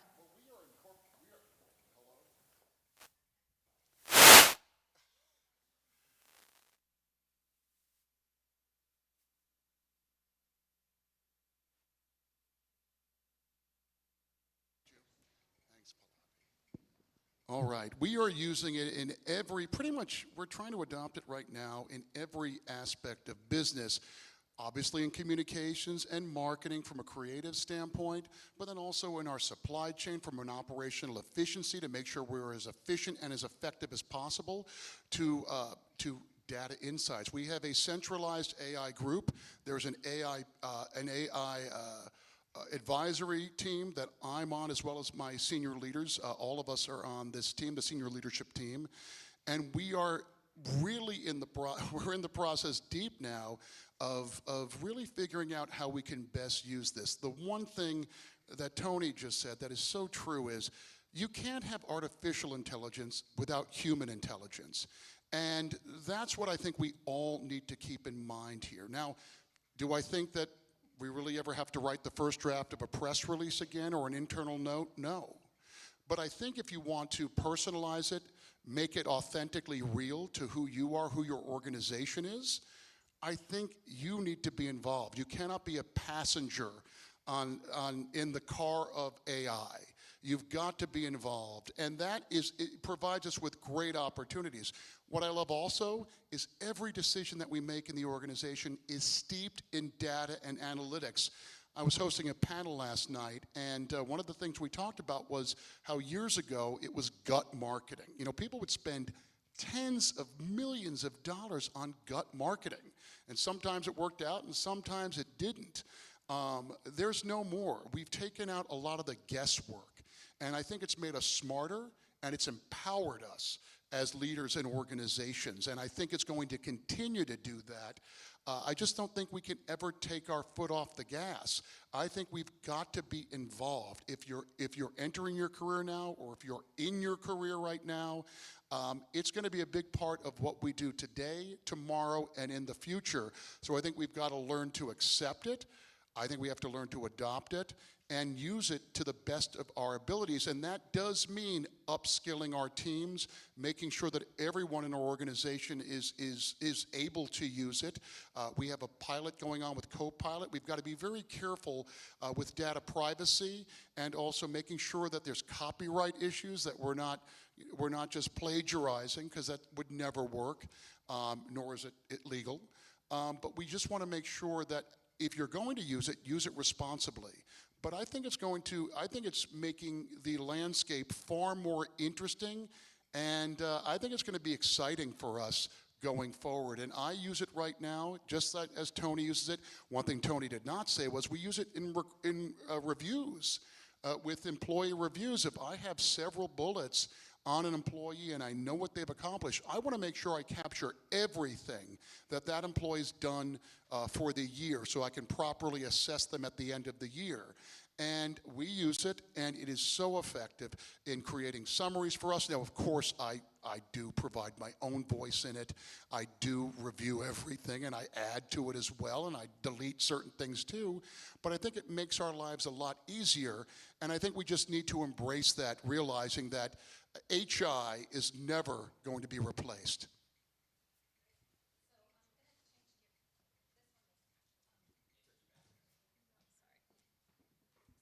So I'm going to change gears a little bit and go to Chuck. So we talked a little bit about how AI can actually sort of push out racial inequities because of the way it's interpreting the data, right?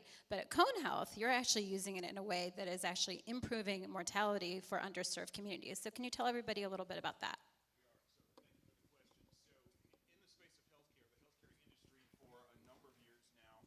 The healthcare industry for a number of years now has had the ability to take information about you because you're a patient in that healthcare system and understand more about your propensity to develop certain diseases. So I'll just use hypertension as one. And so what we have done in the space of artificial intelligence is we have taken the information that we have on patients, and we're then able to understand by zip code your likelihood for certain diseases. So hypertension, the ability to have a stroke or heart attack or whatever. And so we use that information in an initiative that we call Catch 5 and 5. And that simply means that over the next 5 years, we're on a journey to reduce mortality rates among, frankly, folks who look like me and others in our marketplace who might otherwise have a heart attack or have a stroke or might have hypertension and not know it. And so as we are diagnosing it, we're reaching out to them as patients of ours and saying, let's work now on preventive measures so that you don't present at the ED one night or one morning with a heart attack or with a stroke. And so that's something that we've been doing for a while now, and it's working very, very well for us. So then what does that mean for me as the Chief Communications Officer, and what does it mean for my team when it comes to AI? So when AI came on the scene, I brought my team together and I said, so look, this is what we're not going to do. We're not going to allow a physician or a nurse or someone else who works for Cone Health to figure out AI from a communications perspective and come to us and say, well, over the weekend, I figured it out. Here it is. Go make it work. I said, that's not how we roll. What we're going to do is we're going to make ourselves the experts in AI. We're going to make ourselves the experts in ChatGPT and all those other tools from a communications perspective. And so we've done that. And so what that means is that as we are at an organizational level using AI to keep people healthy and to keep people safe, we're using that very, very same technology among our team to communicate about it. Right? And to use those tools to make us even better communicators. So the two can coexist at the same time. AI can exist, and I would offer to you it's only as good, as my colleagues have said, as the people who are using it. So my call to action to each of you is to make sure you master AI. Become extremely proficient at it from a communications perspective. That will take you a very, very long way. Sorry. I think it's so interesting to hear the good news stories of AI, and that's such a great example.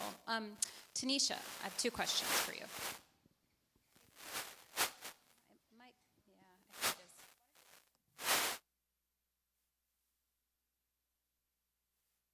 is. Okay, so two questions for you. So at Agami Group, one, are you pushing your clients to use AI, or is it the other way around? And two, how are you teaching your employees about AI, especially in the multicultural space?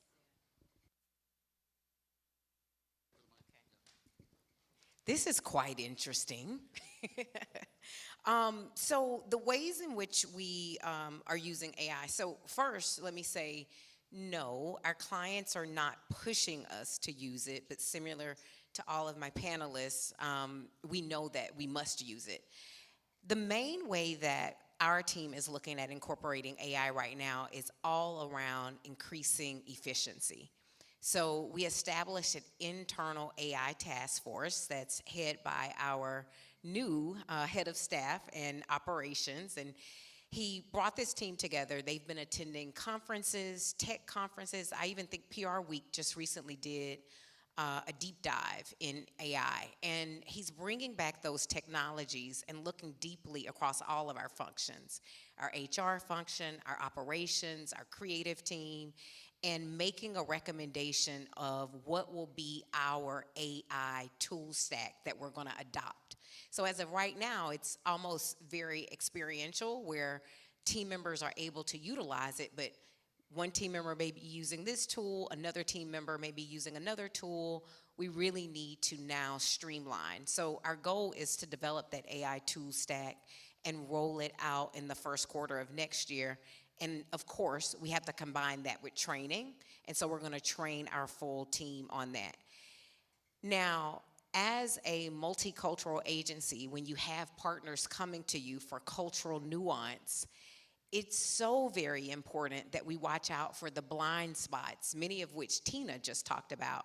I even pulled a few examples, or shall I say my team, and it's so funny because Tina used some of the examples I wanted, but racial bias and facial recognition. So Amazon actually had a tool called Amazon Recognition, and this facial recognition software was criticized because of high areas, particularly in people of color, and studies showed that the software incorrectly matched 28 members of Congress, primarily people of color, to mugshots, raising concern about how was this being used in law enforcement applications. So that's just one example.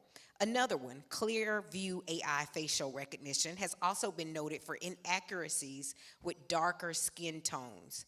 It also raised ethical issues related to surveillance and how law enforcement was using this in ways that disproportionately impact marginalized communities. And the last example I'll give here is discriminatory lending algorithms. So with the Apple Card, their AI-driven credit assessment was accused of gender discrimination when several high-profile cases surfaced where women were offered significantly lower credit limits than men when they had the similar financial profile of the men. And so these are just examples that, again, reinforce what Tina was talking about, where AI meets diversity and how the tools actually are inherently biased. And so what we're saying to our team, for us and why our clients trust us, we will never pair this technology with the lack of human eyes, human oversight. It's so very important. We have to be the guardians of how we're advising our clients to resonate with these multicultural audiences. You know, and you said something, you hit on something so important that I hope that everybody in this room got. As diverse communicators that you are, you have the ability to play a significant, a critical role in making sure that these tools actually work the way that they should. The only way that these tools are going to change, the only way that folks are going to look at how it's constructed differently is when people like you in this room step up and say, this tool is not working because it is taking, and it is not, and please, it ain't because you're young. It ain't because, don't be looking at like you're not able to contribute because you're young or whatever. You bring to the table something that nobody else brings. Nobody grew up like you grew up. Nobody had the parents that you had. Nobody had the educational challenge that you had. No one had your experiences. That makes you incredibly valuable. And don't ever, ever forget that. You have the ability to create real change in this technology because of what you're able to bring to the table that nobody else can. Thank you. So I'm going to take what you just said, I'm going to go over to Ron. So Ron, in academics, you and I are the same. We also traded our clients for students. Good moves. So the thing with AI in academics, and a lot of students in the room can attest to this, right? You have these emails that come to you from the provost, like AI is cheating, academic integrity code violations, all of these sort of things where they are scared of AI. But, Ron, you're teaching public relations like I am, and you know that you have to teach your students how to use this technology on one hand, but on the other hand, don't use it to cheat. So talk to us a little bit about the ethics of AI, also how you're teaching AI, and also how you are using AI in academics. There are a lot more qualified people in the room probably to address that. I'm going to unhook this thing.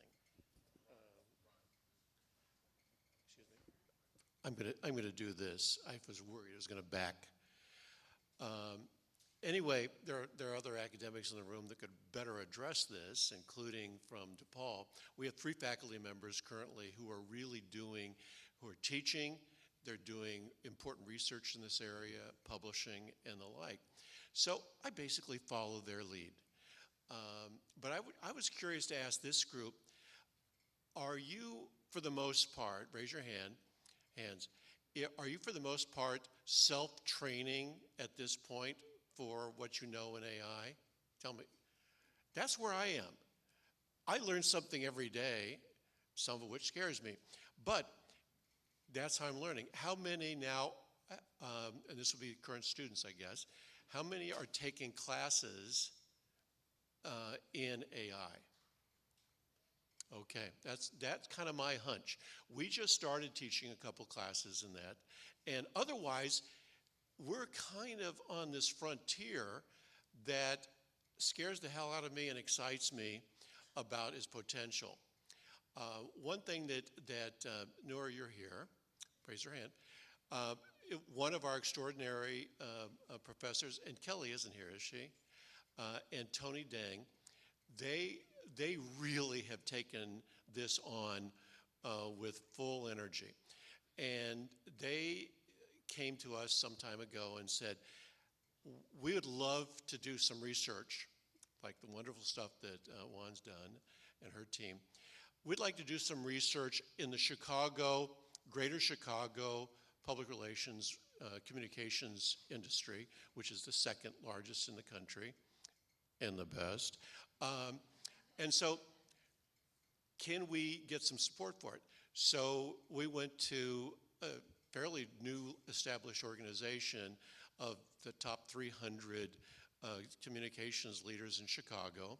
John spoke at their panel yesterday with the group. And we went into a collaboration with them, with thankfully their funding. And so we've created, Noor and Tony have created the AI Human Communications Research Project. That project went out and talked to initially 80 public relations leaders in Chicago. Since then, they've augmented it, and they're over 100. And their initial study was presented to the communications leaders earlier this year. Matter of fact, I brought a copy of it. I'll leave it in the back. I don't have enough for all of you, but you can also go on communicationleadersofchicago.com, the website, and you'll see information about it, as well as kind of the fact sheet of what we're doing. So in it, much of the same results that you saw from Juan, but what I thought would be really good in anticipation of coming to this session, I decided to ask some of the same questions of 24 students. And I did this over the past 10 days. And I was totally blown away by the fact that there were parallel lines between the professionals, us more mature public relations professionals, and the students. And there was really and the key alignment areas that with the 24 students, first of all, I naively asked them, do you all use AI? And they're like, duh. And I said, I had no idea. Now I'm really going to be looking at your papers. I was a little suspicious that some of them have become good writers in the past year. And I thought maybe that was Jill Stewart, our writing instructor. But I think there's a little bit AI help here. Anyway, so we asked them, I asked them the same questions. And number one that came back from them is editing, research. A little scary there at times, I think. And then I really wanted to delve into concerns. And the concerns were quality. They recognized that, maybe it's really all not that great at times. Accuracy. They've been dinged by enough professors to say, gotcha, or what's the source? And it had either no reference or a faulty reference that couldn't be tracked. And then I was really glad to hear absolutely every one of them said ethical issues. They really kind of went the same line that the professionals that were talked to with the same light. So I think that it's terribly exciting. I think academia is racing to catch up with what the AI companies are offering. And academia doesn't move as fast as it should with the technology going as fast as this is. So part of what the whole profession needs to do is help academia, encourage studies like the one the ones we've heard about today, and get involved in how do we make sure that this is used properly. We can't do anything about the fact that the students are using it. Fortunately, if we can steer them, as I try to, into let it be a tool, get you started if you have writer's block or whatever. But, and they are terrified of AI detectors, which for the most part aren't very good, but they will get better because you can sell them, especially to academia. It's something that I think that we just need to get a handle on, and students need to be able to make sure that question what you're getting and make sure you'll impress the heck out of professors like me if you cite research that is credible. And if that happens, then we're all going to win. But from the hands raised earlier, I think that academia really has a big task ahead in catching up. I'm getting my steps in, going back and forth here. So in terms of the ethical guardrails that Tina spoke of, how many of you guys in your organizations do have updated ethics codes that incorporate AI? Yeah, so a lot of you. How many people in the room in the profession have updated codes? Okay, so I think that's also, an indication, as you all are saying, that's your chance to sort of control the narrative of what, are the good uses. And I think if you can get, if you don't have one, this is obviously an area to improve. I'm going to switch gears a little bit here because I want to talk about, we kind of already talked about the use of AI and DEI, but I want to go one step further. So in terms of balancing the critical need to diversify the profession, right? But at the same time, if AI is, sort of erasing some of these entry-level jobs in the profession, so the points of entry are going to get smaller. So how do you balance the use of AI in DEI? And also in just helping to expand the profession. So I'm just going to kind of go down the line and start with you. I guess I probably maybe think a little bit different about it. I honestly think that more entry-level jobs are being created than they're being taken away. They're just different. It may require that we prepare people in a different way to learn to have a different set of skill sets. But I do think there are going to be real opportunities that have not existed in the past in the entry level way that we have not seen before. I take a look at you were earlier talking about supply chain, right? And it has been really fun to see all of these kind of menial tasks that have gotten in the way of people being able to think of new and different ways of doing things, that now they've got the time to do it. I've seen stories, talking about communicators, I've seen stories by some of our communications folks, internal communications folks, of people whose lives have actually changed as a result of these new jobs that have coming forth that they never in a million years thought that they would be able to do, right? So yes, I do believe that that's going to change, that there are going to be some jobs that will go away, but I really believe that there's going to be a whole new slew of jobs that we haven't even thought of yet. I mean, think about the stuff that's happening right now that 2 years ago you would have said, what? Like, you've got to be out your ever-living mind, right? That's happening right now, and I think we're going to see more and more of that. And we also had a conversation about this internally. And for us, a couple things. First and foremost, what I would recommend for all of the talent that's here, there is a common theme that you're hearing across all of the panelists right now, and that's lean into the technology. So I attended this conference, and there was an HR professional that said something that just made me snap.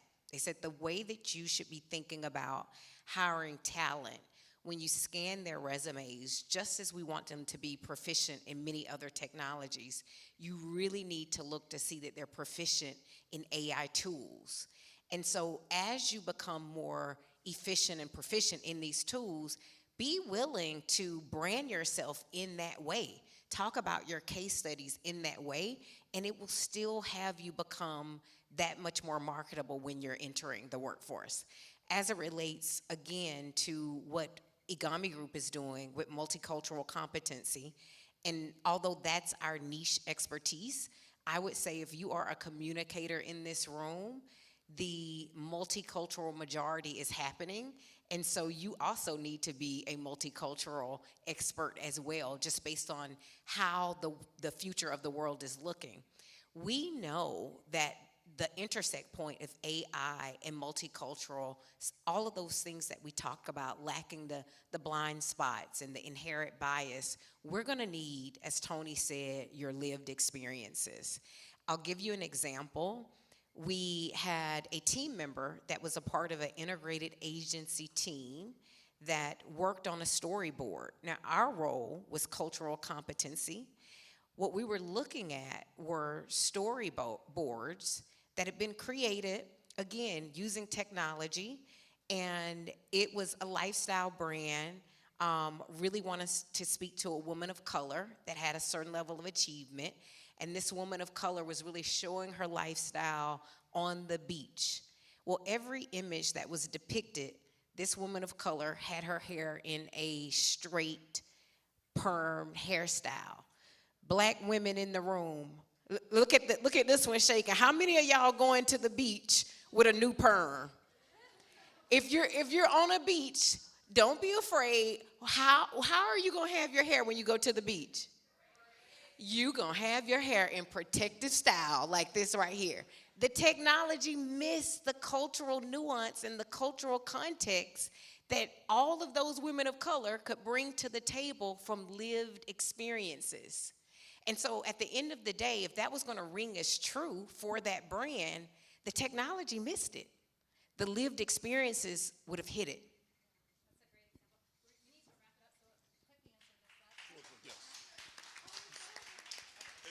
So I'll be very, very brief. So when I have an opening on my team, I insist on two things. One, I insist upon a diverse slate of candidates. That means I want candidates for any role to look like the community that we live in and that we serve. I also insist upon a diverse slate of folks who are interviewing for that role, asking the questions. Why do I do that? One, it's the right thing to do. Two, I believe that we have an opportunity and obligation to continue to diversify the profession that we call public relations, communications, put whatever label you want on it. Colleagues and friends, if that diversity is going to happen, it will happen starting in this room with each and every one of you. It will start and continue with those of us who are in decision-making roles, and it will start because we're intentional on the front end about getting a diverse slate of candidates and giving them a fair shake for the role. And so if that happens, I can then worry about, do you have AI competence, right? If I can find the best talent, I can teach you or ensure that you're taught AI or any other skill that I need you to have. I wrote this earlier today, but oh, absolutely. Well, first off, and I go back to what Tony said before, our industry has changed a lot, right? Nowadays, to be a chief communications officer in our industry, and I think to be successful in our industry, you're not just a communicator anymore. We're being called upon to become business partners. So knowing your industry, I think communications, frankly, it's table stakes now. I think the ability to write a press release and do all the things that we did in the past using AI, I think is table stakes, but I think they're looking for more from us, and we need to rise to the occasion as communications leaders. I'll tell you, I wrote this earlier today, AI cannot replicate human creativity, empathy, and emotional intelligence. It cannot do complex decision making. It will never replace face-to-face communications. This world started on relationships, and it's never going to stop. Face-to-face communications is always the most effective, and that is the way it's always going to be. It's not going to replace relationships.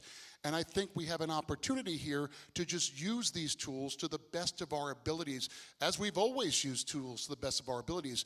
I don't think we should shy away from them. I think we should embrace them, and I agree with Tony and everyone up here. I think we're going to see so many more different roles coming into our industry in the next several years. I think the next 5 years are going to be exciting and dynamic, and the change that we're going to see is going to be unlike anything we've ever seen before. We got to stay on top of it, but I know we will. But yeah, our industry's evolved quite a bit, and it's going to continue to evolve, and that's what makes our industry so great. Amen. Totally agree with everyone. A quick build on Tanisha's comments. Lean into it. It's absolutely imperative, and those of you who do, the opportunities are going to be immense. Just from what I saw when your hands raised about classes, universities are going to be wanting you to come in. We brought in a couple of PR professionals who are really into it to teach some classes, hugely popular classes, and we need more because what have they done? They've gone out And now they have hung up their own shingles. They're consulting and making big bucks. And some of them are doing startups. So they say, oh, we'll come back to your class eventually. And one of them is dying to do so, but you can't pin them down. And we'd love to recruit more people who are really agile and knowledgeable about this. And I think the opportunities are going to be there, whether you bring it to academia, you share that wisdom, which I hope you all do, and just lean into it. So I want to thank each of these panelists for sort of opening up, their world in terms of how they're using AI. Looking back 30 years from now, who knows where we'll be 30 years from now or even 1 year from now. I would say for everyone in the room for using AI, January 1st is usually the resolution. Use AI every day for 30 days in January and see every single day. Force yourself to use it, and I think that will be a huge thing. And I will also leave you all with the quote that we talked about in our prep call, and maybe this is the mantra going forward. Human uniqueness cannot be replaced. I think that's just something to keep in mind. The world is going to move fast, but human uniqueness cannot be replaced. So thank you. Thank you to these wonderful panelists, and I will hand it over to you. Thank you so much. Thank you so much. Can we give the panel, keep giving the panel a hand clap? And to Ms. Pallavi Kumar, thank you for an excellent moderation of this panel. So now we're going to take a break. We're going to take an 8-minute break because we want to start right at 2 o'clock on the dot.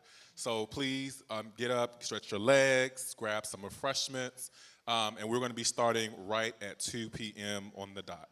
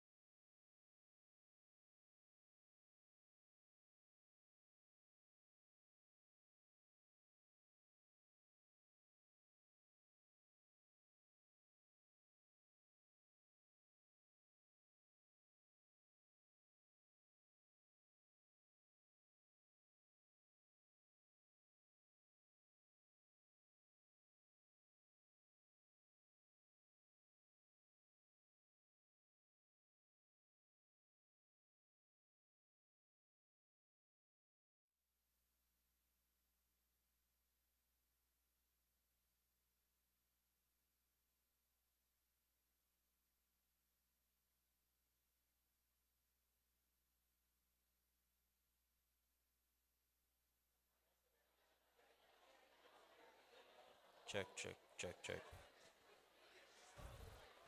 Check, check. Check, check, check, check, check, check. Check.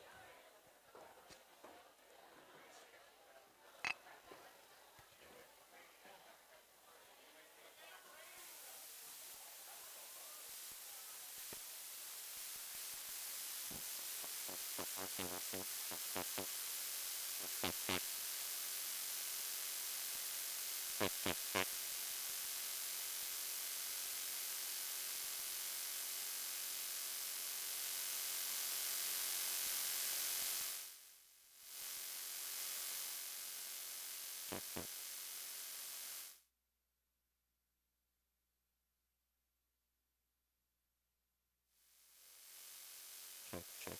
Check, 1, 2. Check, 1, 2.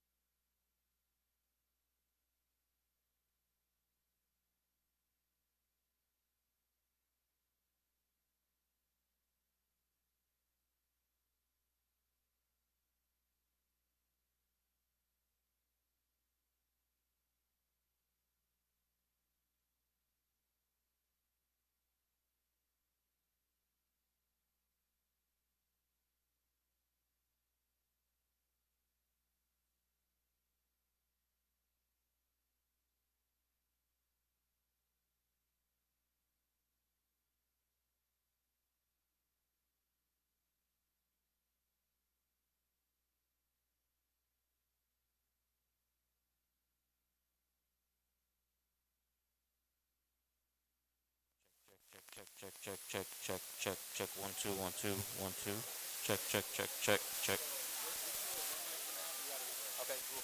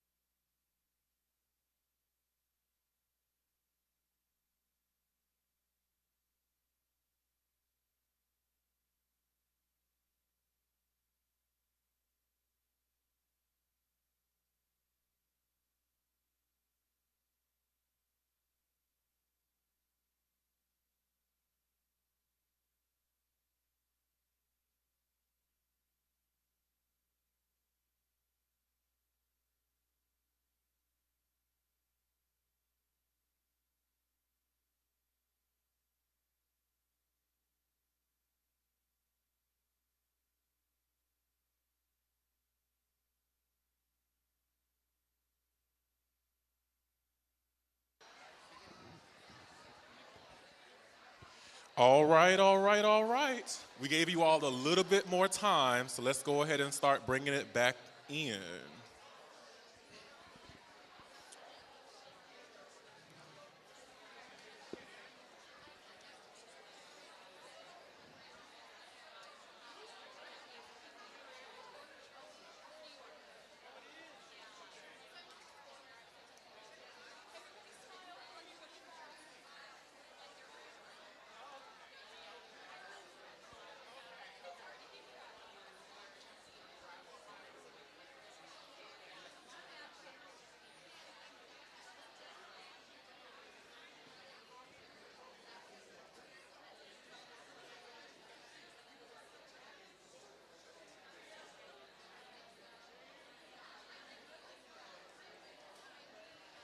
Okay, everybody, we're going to go ahead and get started. So welcome back. Welcome back. Can we go ahead and quiet down conversations so we can get started? Our second panel is going to be envisioning the future of AI, tech, and PR. This conversation brings together all of our wonderful emerging leaders who are sharing how they're envisioning the role of AI in the transformation of the industry. This is going to be a glimpse as to what is happening currently into the world of PR and how these emerging leaders are integrating and leveraging the technology today. Thank you all for coming back into your seats, kind of quieting down all conversations so we can get started with today's panel with our emerging leaders. Today's conversation will be moderated by the chair of our Emerging Leaders Committee, Ms. Carolyn Locke. Hello. Good afternoon, everyone. As Eric said, I'm Carolyn Locke. I am the current chair of the Emerging Leaders Committee. I want to give it another round of applause to our previous speakers and previous panel. They did an excellent job. Woo! I also just want to recognize the privilege that we all have in this room to be among some of the top professionals and leaders in our field who have helped pave the way for some amazing innovations and spaces that us young professionals and students have the opportunity to take advantage of and carry on that legacy. So like I said, the previous panel did an excellent job of taking us back in time and talking about the technology that they had to navigate during their days. And for us young professionals and emerging leaders, we're in this extremely unique era where we are experiencing the biggest and most likely last tech innovation in our lifetime. If you didn't know, we're living in 2GE, generative era. So from the moment tools like ChatGPT was released to the public, what seemed to only live in the sci-fi movies that we saw, have now been democratized to millions and millions of people worldwide. And as Dr. Dredman mentioned earlier, we are all starting at a similar playing field and figuring out our own relationship with AI and the role it's not only playing in our industry, but our lives. So I'm honored to be moderating this amazing panel with our fellow current and past Emerging Leaders Committee members to have a conversation on how young professionals are currently dealing with AI now in their jobs. So I'm going to go down the line and have everyone introduce themselves, where they work, and what your relationship with AI is thus far. Thank you, Carolyn. Hi, everyone. My name is Tamara Thal. I'm originally from Florida, and I live in New York now. I studied at the University of Florida, so I just want to drop a Go Gators. Yeah, we go strong. So what do I do at IBM? I lead internal communications for our social impact area. And what does this look like? So if you're not familiar with IBM, we're a leader in AI and hybrid cloud. But what we love to pride ourselves in is producing and servicing responsible technology to the world. Technology that's open, it's responsible, it's trusted by its users, by businesses. And so for social impact, I help spread our reputation, ensure that employees understand what we deliver to the world, and how they can be a part of our vision.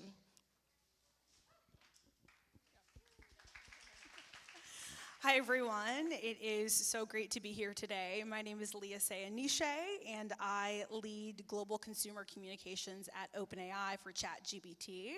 I'm based in San Francisco, California, and it's really fun to think about how AI has somehow weaved its way throughout the trajectory of my career. I started my career at General Motors. It was right after they had acquired Cruise Acquisition, which is a self-driving vehicle company. And so I worked in Washington, D.C., really at the forefront of public policy, self-driving cars, and cybersecurity.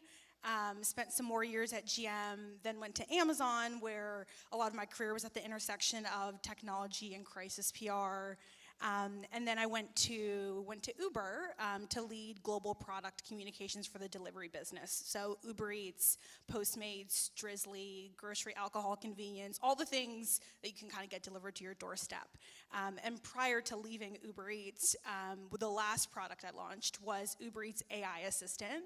And Uber had started to think about how we would encourage consumers to use AI in their everyday lives. And so a lot of people wanted to use Uber Eats to figure out, how do I find really good deals near me? How can I find party balloons in the next 30 minutes? And so our engineering and product teams launched that product, which was really fun and exciting. And then now I'm at OpenAI. So I know we talked a little bit earlier about folks who use generative AI in their workday. I'm probably on like the very far end side. Like, if I'm not walking to work, I'm taking a self-driving car, and then I get to work and I talk about ChatGPT all day. So this is very much a fun conversation for me to be a part of, and I'm really excited to chat more.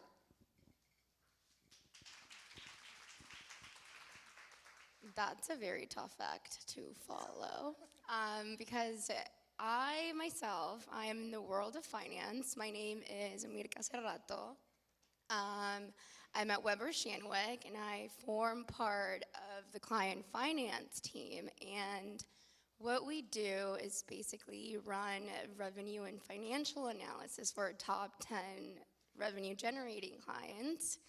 As you know, Weber in the past year has undergone significant transformation in a very good way, and we now like to call ourselves the Weber Shandwick Collective. So it has been a very interesting time for us, especially in the business side of things, and with our teams kind of coming together and joining forces and realizing that we definitely need to start prioritizing AI, not internally specifically, but as a topic of conversation that we can have with our clients as more of as a liaison, not something that we're necessarily trying to sell them or offer them. So internally, I think we've realized that as an agency, there's room for growth, right? We're starting to take raw business financial data and realize that our clients are being more aware that we can put more interactive, more user-friendly, faster, more effective things in front of them, right? So that transformation not only needs to be, kind of developed by our teams, but also client-facing teams, but also from us internally, right?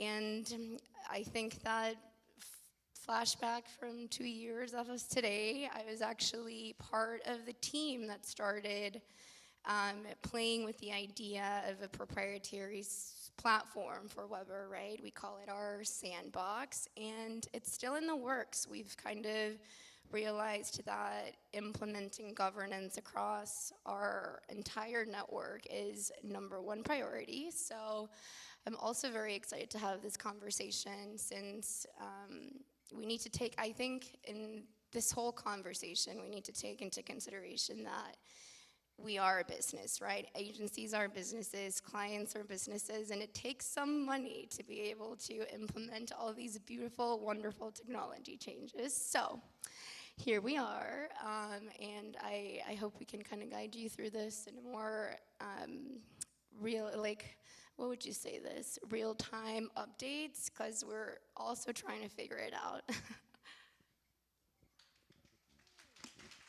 Thank you for those introductions.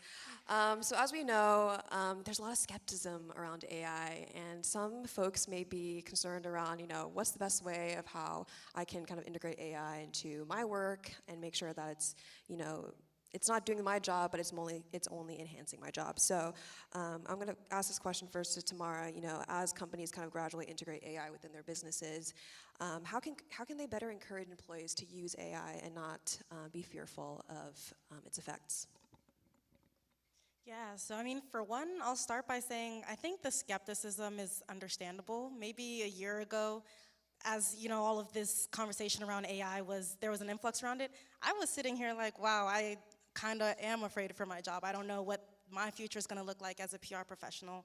But I think the one thing that IBM did do well was reassure us in the sense that they were encouraging us to embrace it. I know a lot of companies aren't doing that, but of course, coming from a company like IBM, that's what we do, I'm privileged in that sense. And so one recommendation I would say for PR professionals, for companies who want to get those skeptical employees on the other side, start by doing or taking small, focused projects where they can start to implement it into their day-to-day work so that they can start to see the tangible value of AI and how it brings value to not only themselves, but the overall business. And so I'll bring an example here.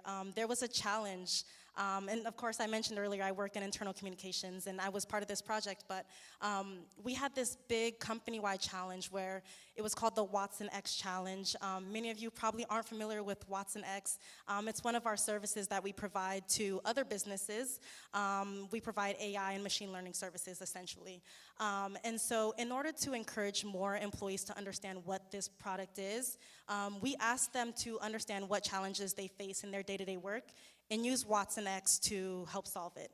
And you had to work in groups of like maybe 5 to 10, and basically like understand what blockers are happening in your day-to-day job and how can it be used. So, you know, employees were using Watson X to find different prompts and see how they could best find a solution to that challenge. And what you found was that employees ended up understanding, one, a little bit more about Watson X, what they were selling. Our sellers were getting a benefit from it. People like me who don't do sales, I don't work in that area, but I often have to communicate around Watson X. It helped me understand its intrinsic value as well. So in that sense, I was becoming a better communicator. It was benefiting my job. But then also, I was losing a little bit of that skepticism, right? I was embracing AI and understanding how I can use it to not take away my job, but influence my job in a sense for the better. And so we did find positive results from that challenge. Employees were happy to use it. It was kind of like a week off to just go run and play and do some fun things with AI.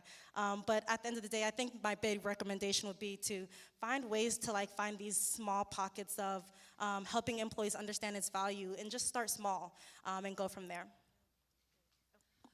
And Leah, I know you're at the source at ChatGPT, so what is your kind of advice to agencies, corporations who are still kind of navigating how to implement AI and not be fearful of using tools like ChatGPT?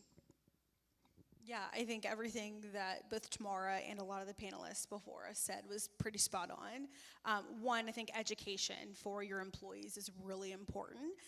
ChatGPT, we currently have about 250 million weekly users, and about 92% of the Fortune 500 companies integrate our technology, whether it's ChatGPT or other products, into their workflows. And so with that, we have a lot of opportunity to see how our partners are using AI on an everyday basis. One of the companies that uses our product is Moderna, and one of the things that Moderna did really well that I think a lot of other organizations like PR organizations can kind of take into practice was they set up a task force internally. They did local office hours where folks could come in and learn about AI. And then they did prompting challenges in the business. So they gave a few thousand employees the ability to try different prompts. And as most of you know who use ChatGPT on a regular basis, depending on the way you prompt the technology, you might get a different response and a different answer. And so they did prompting challenges. And so education is really key. And I think the second thing I'd say is just knowing that, at least especially for PR, AI should be used as a tool, but not as a replacement to do our jobs. As humans, there is so much that we have to offer in terms of the relations, like the relations in the PR, connecting with people, telling authentic stories. And AI just can't do that to a certain extent. And so making sure that you're using AI as a tool and not as a replacement is something that is really important and something we should be thinking about. Great points. So I feel like anytime we're like logging on to any sort of social media nowadays, there's some kind of AI tool that's always on there. Meta has one, Snapchat, X with Grok. I don't know who came up with that name. But I feel like most of the content that we saw before, again, the ChatGPT kind of democratized AI to the general public, you know, the majority of the content that you would have saw online was human intelligence. And nowadays, it's like the complete opposite. It's hard to kind of discern what is AI and what's not. And so, Mirka, I'm going to ask you this question, especially since you kind of work on the finance side and how you're kind of navigating those conversations with clients. How are you kind of ensuring transparency and authenticity when AI tools are used to kind of create or disseminate content?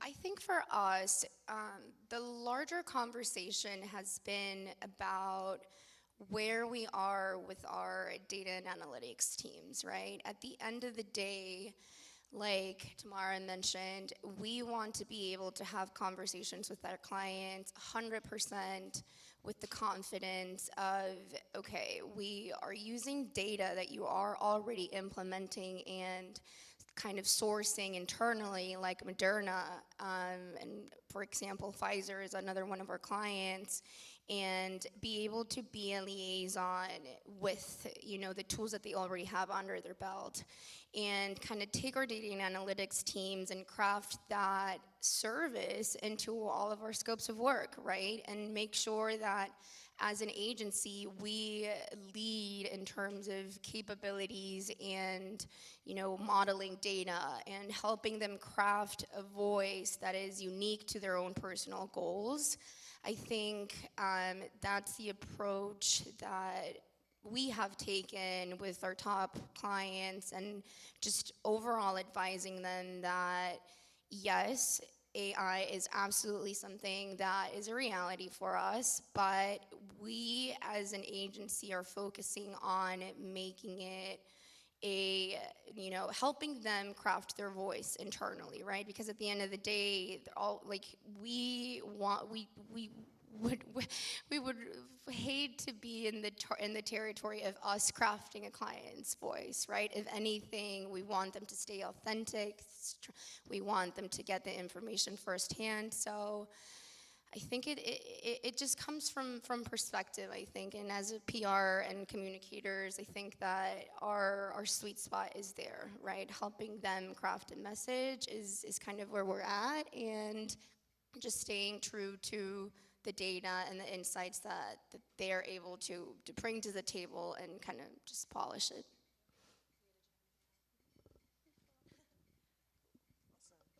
So as we know, public relations often relies on creativity and storytelling. So now that we have these AI tools at our disposal, how can we kind of balance the use of AI tools while also maintaining that authentic, human-driven narrative? So Tamara, I'm going to ask you first. How can we make sure that it's authentic while still embracing that creativity? I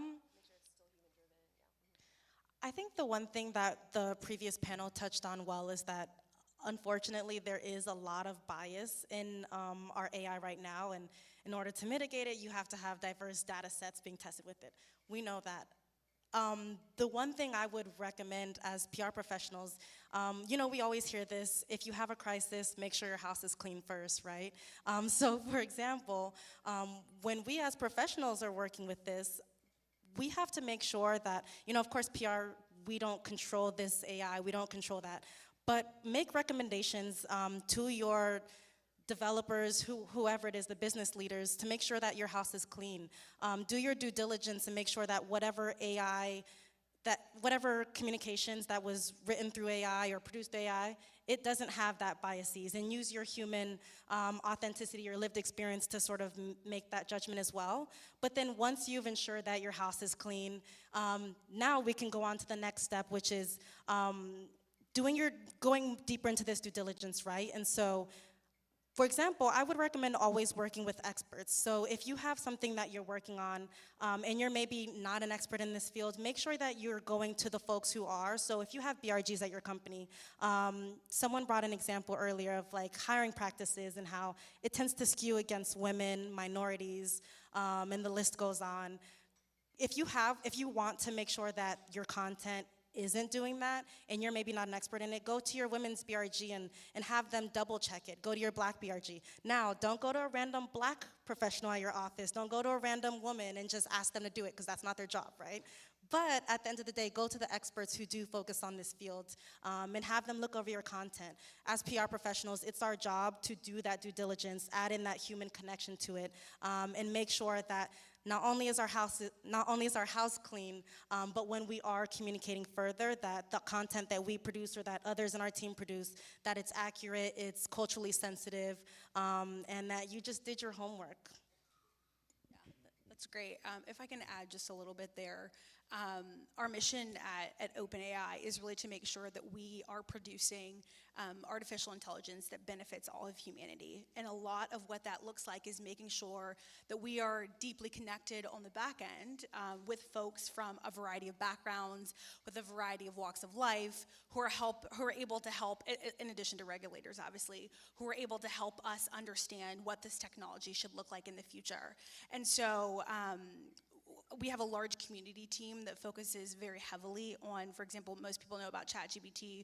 We also have a product that's in beta called Sora, and it's effectively the ability to generate things that look like movies. So we've worked very closely with artists on that. In fact, my first project at OpenAI was an art gallery opening where the youngest gallerist in New York City opened up a gallery and exhibit with a variety of different young gallerists who were from very diverse backgrounds, and they used our tools, and we actually gave them very early access to our tools to try and use them. And so what a lot of people don't see on the back end is that AI companies are in fact working with creators, working with healthcare professionals, working with government regulators to really, in addition to the product and research, to make sure that as we are releasing these tools to the world, that they're reflective of the communities that we serve. I think that for us, in the process of kind of crafting our internal platform, if anything, I think it's fueled a lot of creativity, and it has enabled a lot of our teams to kind of cross-pollinate, right?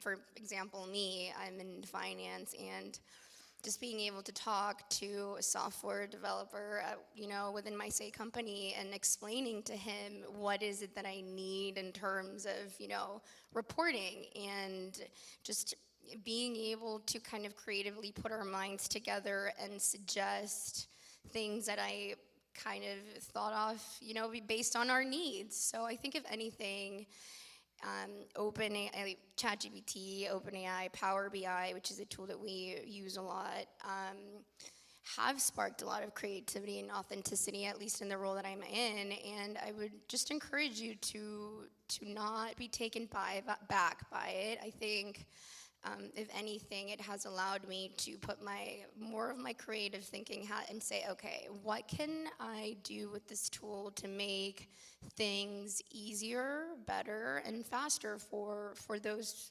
that need it, right? So I think that we've touched on this multiple times. Human creativity cannot be replaced. So yes, 100%, I think, we're on the right track, and as we figure these things out, regardless, whether you're a designer, a copywriter, a, media buyer, I think key thing is do not be discouraged by, this kind of techie side of it. If anything, lean into it and find ways to grow what you do, right? And I think we're in the cusp of it, and we're in a great point as professionals. So nothing but growth, I think, sparks from this, and creativity is definitely at the gist of where we're at, right, as professionals. So yeah.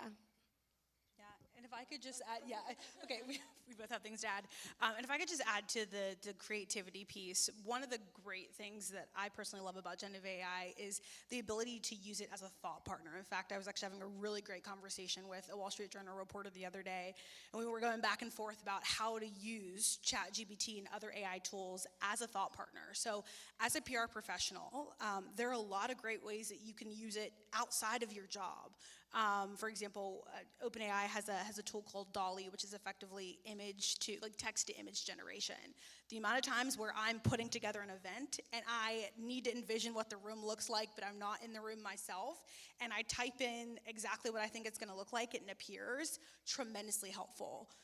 For those in the room who maybe you're practicing for a really big presentation, maybe you're at an agency, you're giving a presentation to a client, use advanced voice mode. If I would have had advanced voice mode, for context, in my career, I've spent a little bit of time outside of the US. I lived in Australia and New Zealand for a bit, and I lived in Japan.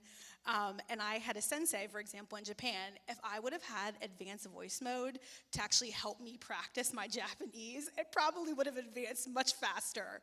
And these tools are all free, which is one of the amazing things about generative AI. It can really democratize your ability to use technology. So in the creativity space, if you're putting together a presentation, if you're preparing for a really big interview and you're nervous and you need someone to practice, but you can't call your mom, your friends aren't around, you can actually use this technology to talk to it. Especially with advanced voice mode now, it actually stops and it can pause and it can give you feedback in real time.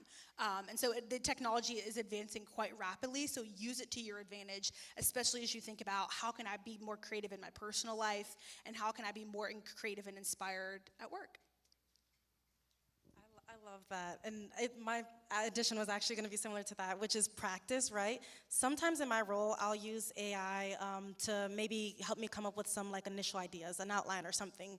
I think as PR professionals, we tend to err on the side of perfection instead of just testing things. And my biggest recommendation would be if you're partnering with AI to find some initial ideas, test out all of them. Do some A/B testing to see what sticks with your audience, whether it's internal, external, what doesn't. And what you'll find especially is that you'll get real actual feedback from real people, right? That's something that AI can't give you, data can't really give you. And so, yeah, I would just say test things out and see what works. The things that don't stick, that's not authentic, really. Maybe it doesn't resonate with your audience, but that's fine. And the things that do, you can work from there, and you'll find that you breed more creativity from that. I feel like there's always some new AI tools that are popping up, and there's just so many. I mean, I know the previous panel talked about, try to use AI every day. There's so many tools that you didn't even know would have existed. I don't know if you all have heard, but Google released their Notebook LM tool where you can input, this is for my students, by the way, you can input notes in a little workspace, and it turns it into a podcast for you to kind of help you study. That's insane. So just really cool things to learn. And I was at a conference a couple weeks ago, and there was a great talk on AI where, I feel like in this era right now that we're living in, we're able to do 5 hours of work in around 30 to an hour now, and eventually we're going to be doing 5 months of work in that same amount of time. Just whoa, just think about that. So I feel like as new tools kind of get released, we're all, again, still learning at the same playing field. What advice would you give to young professionals and students who are, wanting to stay ahead of the curve and learn how to upskill their AI knowledge to be more appealing when they start, applying for jobs and such? My first recommendation was just to start practice using AI, whether it's in your personal life or for school. And I want to say that sparingly, do not use it to write your articles. Please don't do that. Because the one recommendation I'll say on that is in order to know bad writing, you have to be a good writer at the basic level. And trust me, recruiters, as someone who I tend to look at resumes or write anything written by students, we can always tell when AI has written it. So just please learn how to be a good writer first, and then you can go from there.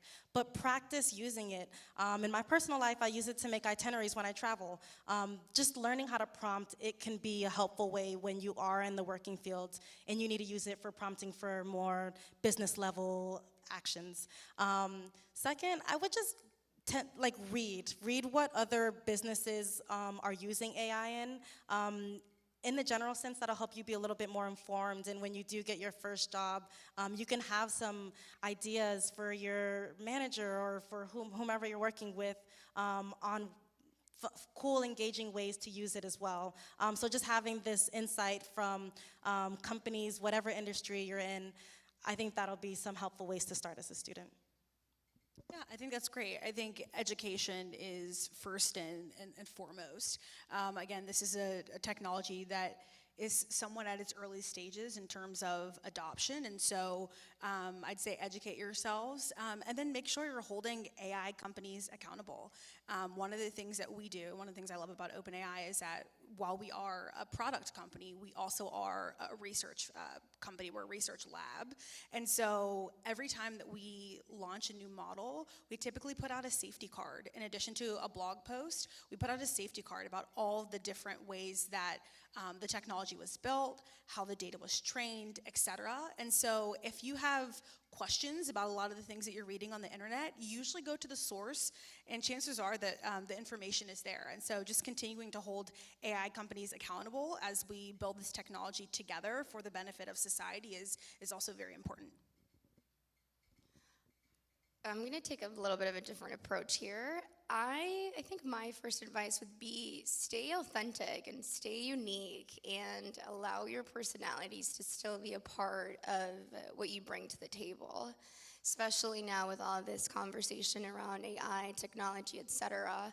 And I think that when applying for a job, whether it's in this industry or any other industry, being able to vouch for yourself confidently is number one. And then number two, by doing that and understanding, the reality of the world that we have now that we are in, then allow yourself to question it, right? Like when I first started at Weber, there was no such thing as a sandbox AI tool. So I think that part of the thing that has helped me the most has been able to see the work that I have to do every day and love, obviously, but also question it, right? Like understand, to your point, education is key. Stay current, read as much as you can, but also allow yourself to authentically question the work, right? I think that number one is probably what I think I would recommend to all of you. Personality is key, knowledge has to follow, and at the same time, curiosity. So allow yourself to keep that. Thank you, panelists. I know we're short on time, so I think that'll be the last question for our panel before we hand it over to our breakout session soon. But one thing I will want to leave you all with, I know a lot of the skepticism around AI is, it's going to replace humans, it's going to make us less human. And Google actually did a study within their own corporation where the employees who actually used AI had a better work-life balance. So in some sense, AI can actually help you be a little bit more human. You give you a little bit more time to do the things that actually matter to you. So with that, I appreciate you all for listening to our lovely panelists, and I'm gonna bring our fellow Emerging Leaders Committee member, Emma Gresser, to lead you all through a breakout session based on the past conversation. So thank you so much. Great, thank you so much. And congratulations, and thank you so much for sharing all of your insights on this panel. We really appreciate it.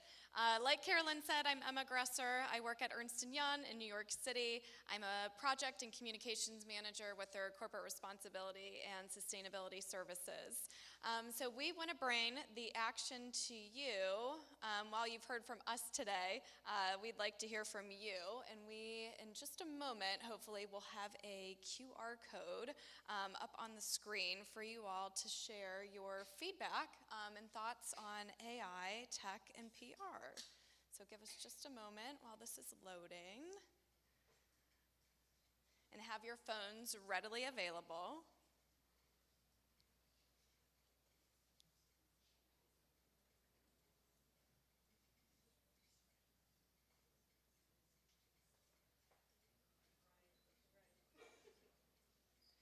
And how about while we are waiting for this to load, actually, we wanted to hear from you. And we will have maybe Andrew, our fellow ELC member, pass the mic around. But if we could hear from you directly, we want to see what you think people are getting wrong about AI. What are people getting wrong about AI? So if anyone has any thoughts, maybe I'll have you raise your hand. And Andrew can pass the mic to you to share live while we get our QR code up and running. thoughts on what people are getting wrong about AI? One over here.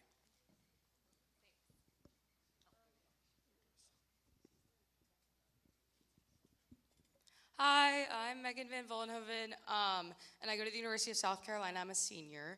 And one of the things I do at school is serve on our university student conduct board. So I hear like students who get in trouble with the university for academic integrity and discipline violations. And we've been talking a lot as a board on AI and like if a student is using AI and their professor doesn't have anything in the syllabus, how does the board respond? Because the university doesn't have any policies in place. So I think there's a really big gap, at least at my school, where the policies aren't in place and the students are kind of getting punished for being a little bit creative.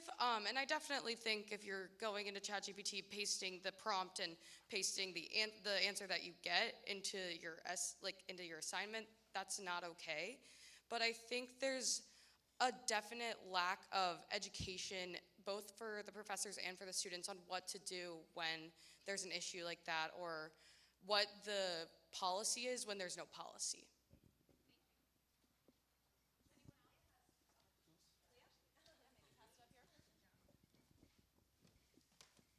Thank you. I don't think it's my time to speak, but I wanted to say that your prompt was excellent, your statement.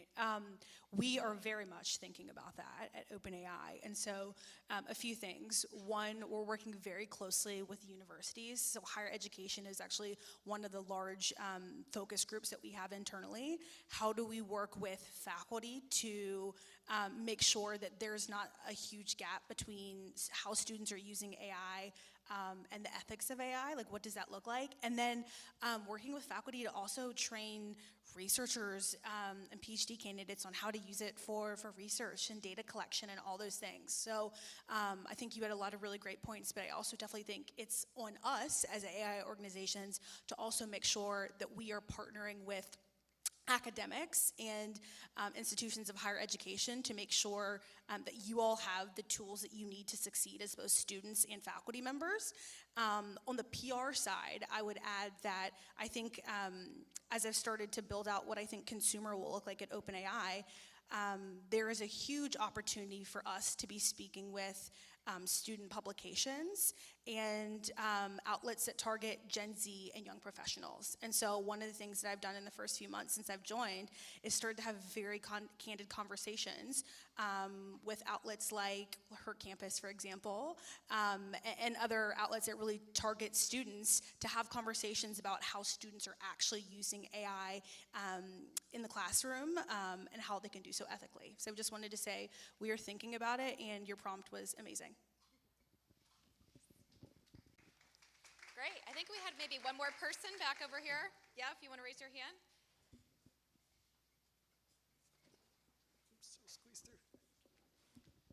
Hello, everyone. My name is Rebecca. So at the University of Florida, I actually am the teaching assistant for artificial intelligence and public relations.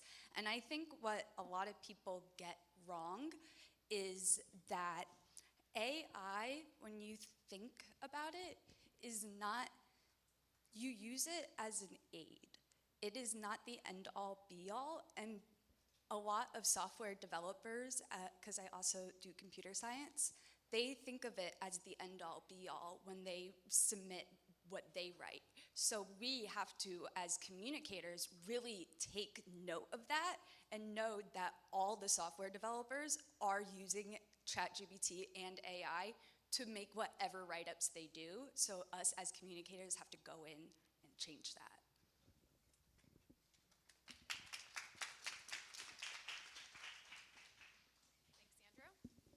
So hopefully you all had a moment to take a picture of the QR code, scan it rather, and visit the website and answer some of these questions. So I will allow you all, sorry panelists, to do that in just a moment if you want to maybe stand over here so we can get your feedback live. Take a moment to scan that and run through the questions on our Menti poll. We're really excited to hear from you. with that, does everyone have their scan? They're good to go? Awesome. So maybe we can switch over to the slides. Thank you. So we can see how you all voted.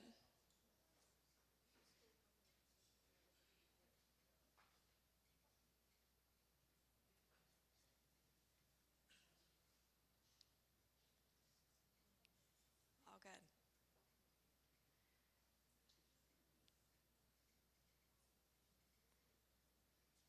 And as you're running through those questions, I'll just say thanks for being here on behalf of the Emerging Leaders Committee and the Planck Center. We're really thrilled to have all the students and professionals and educators in the room today. And the party's only just begun because we have a full evening of activities later. So really excited to keep the party going.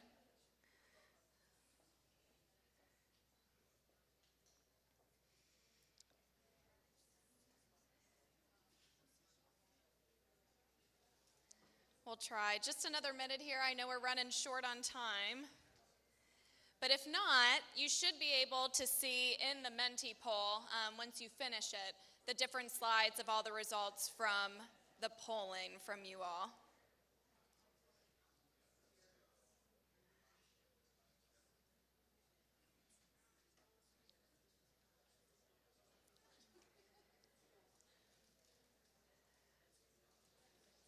All right, and with that, we might be able to share what's on the screen while we transition over to our next panel, but thank you all. Oh, did we get it? Okay, here we go. We'll do this really quick. Thank you all for being patient and bearing with us here. Okay, so we said, first question, is your school or company successfully navigating changes with AI within their business? And it looks like a lot of us are figuring it out, which is okay. And that's why we're all here today. Several of you also said yes. The lowest number said no. We will move over to the next slide then. Thank you. Do you think there are areas of PR where human insight will always be more valuable than AI?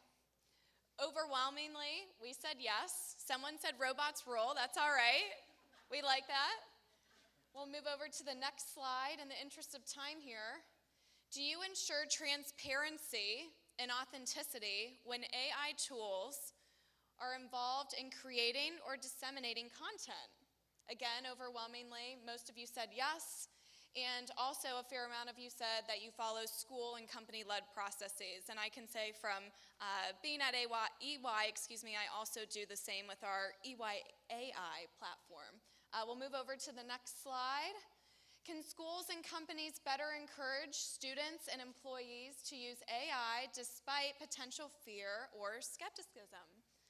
Again, overwhelmingly, most of you said yes.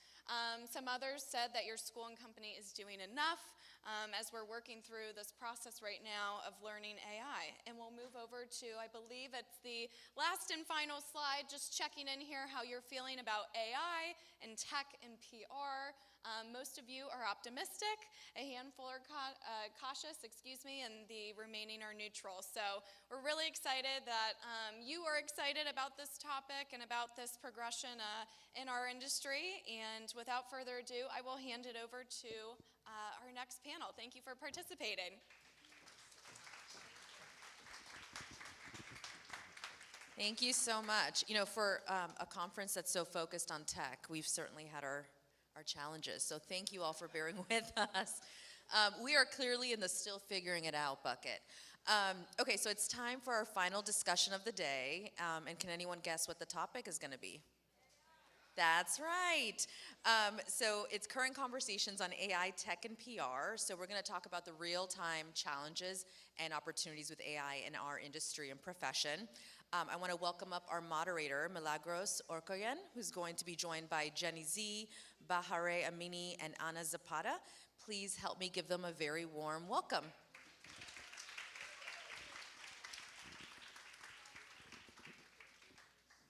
Sorry, it's like a big step up. Yeah, of course.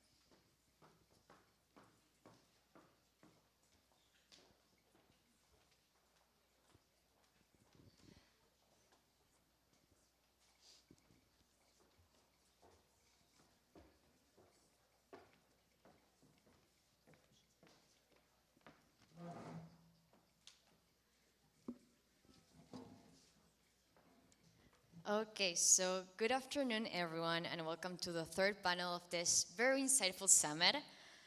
This is the student panel titled Envisioning the Future of AI, Tech, and PR. I'm Milagros Orcochen, and I'm a senior at the Universidad Argentina de la Empresa in Buenos Aires, Argentina, and I'm graduating in December 2024. I have the honor of serving as the national president of the Public Relations Student Society of America, better known as PRSSA, and an exciting highlight about my journey is that I'm the first member from a Latin American chapter to serve as president of PRSSA. Thank you. As AI continues to transform the PR and communications landscape, the insights and perspectives of students like us, those preparing to enter the field, are invaluable. I'm honored to be joined by three outstanding students who will share their insights and aspirations, providing a fresh perspective of the evolving role of AI in PR and communications. Ana Zapata is a dedicated emerging professional pursuing a Bachelor of Science in Advertising and Public Relations with a minor in writing at Grand Valley State University. She's passionate about creativity, communication, and continuous learning in dynamic environments. She currently serves as Chief Operations Officer of Grand PR, Grand Valley State University's only student-run integrated communications firm. Let's welcome Ana.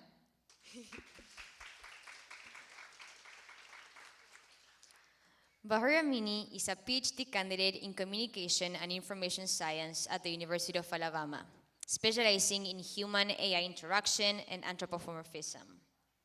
Her research explores the psychological and contextual factors influencing trust in anthropomorphic AI, and her dissertation focuses on consumer trust in AI agents.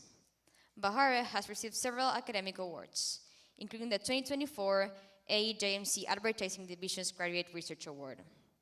She has presented her work at NCA, MPPC, and ICRA, and serves as the lab manager for the Public Opinion Lab at the University of Alabama. She is also an instructor of advanced digital marketing and public relations strategy courses. Let's welcome Bahar.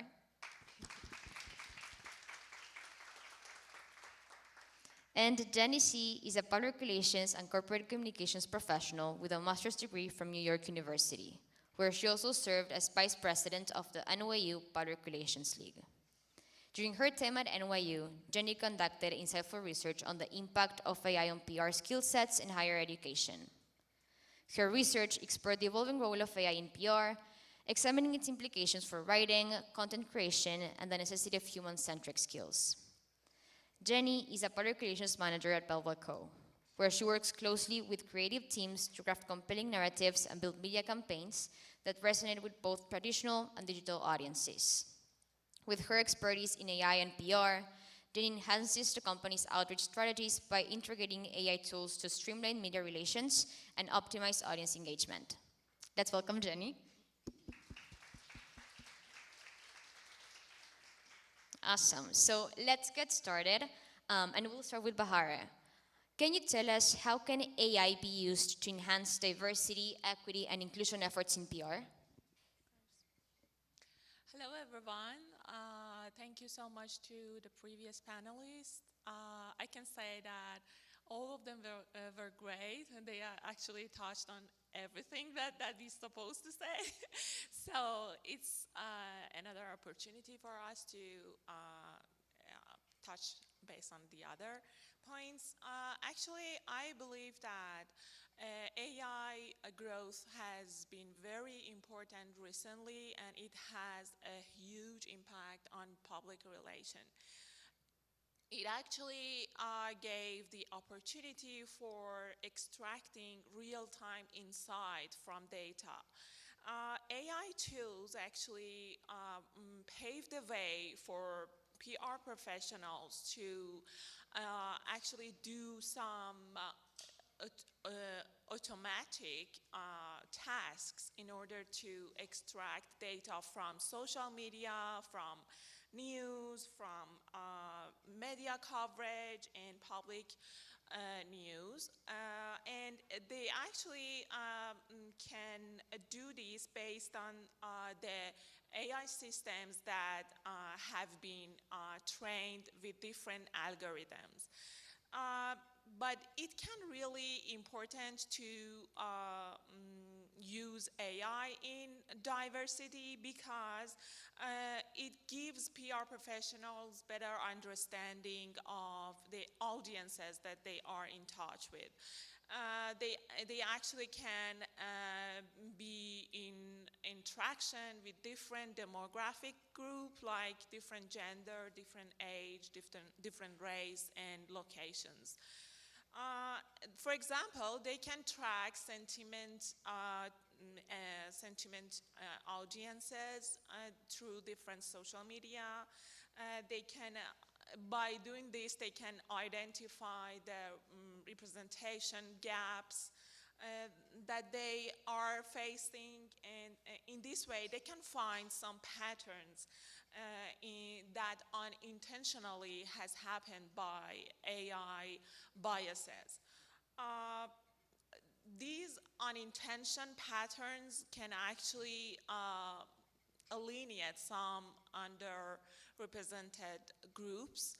So in order to counter this issue, it's very important that AI system be trained very well.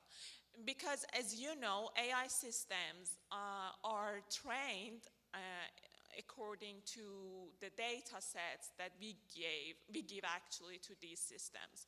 So it's very important to counter these issues by giving the best data set that we can. For example, we can give diverse data set to these AI models in order to counter these issues. We also can audit AI models in order to reducing these AI biases algorithm. And by regularly checking these patterns, we can counter these issues as well. And we also can work with diverse team, which is really important because, as you know, diverse people can bring very good approaches on the table. So it's very important to work with diverse people in our team.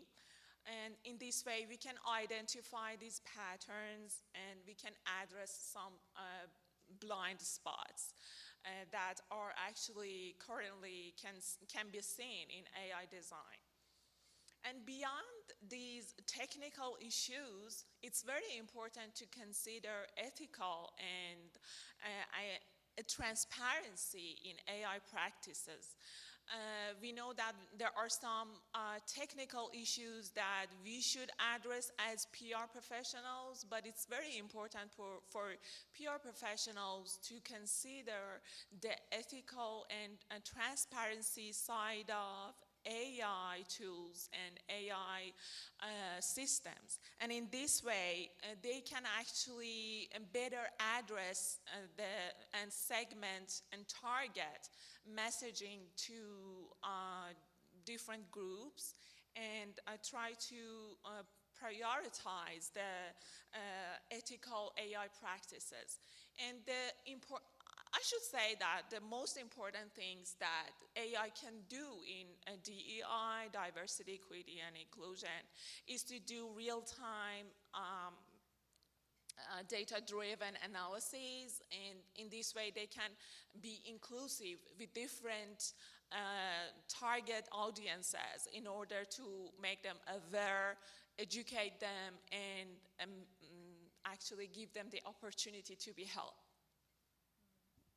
Yeah, this is very insightful, and I really liked how you talked about having a diverse team overseeing the work, because I think this really comes to show the importance of people and human interaction and human intelligence. So, of course, we can use AI and it can enhance our work and help us on our DEI efforts, but we need a diverse team behind it to ensure what we are doing is actually representing and who we want to represent and doing what we want it to do. Daniana, is there anything you'd like to add?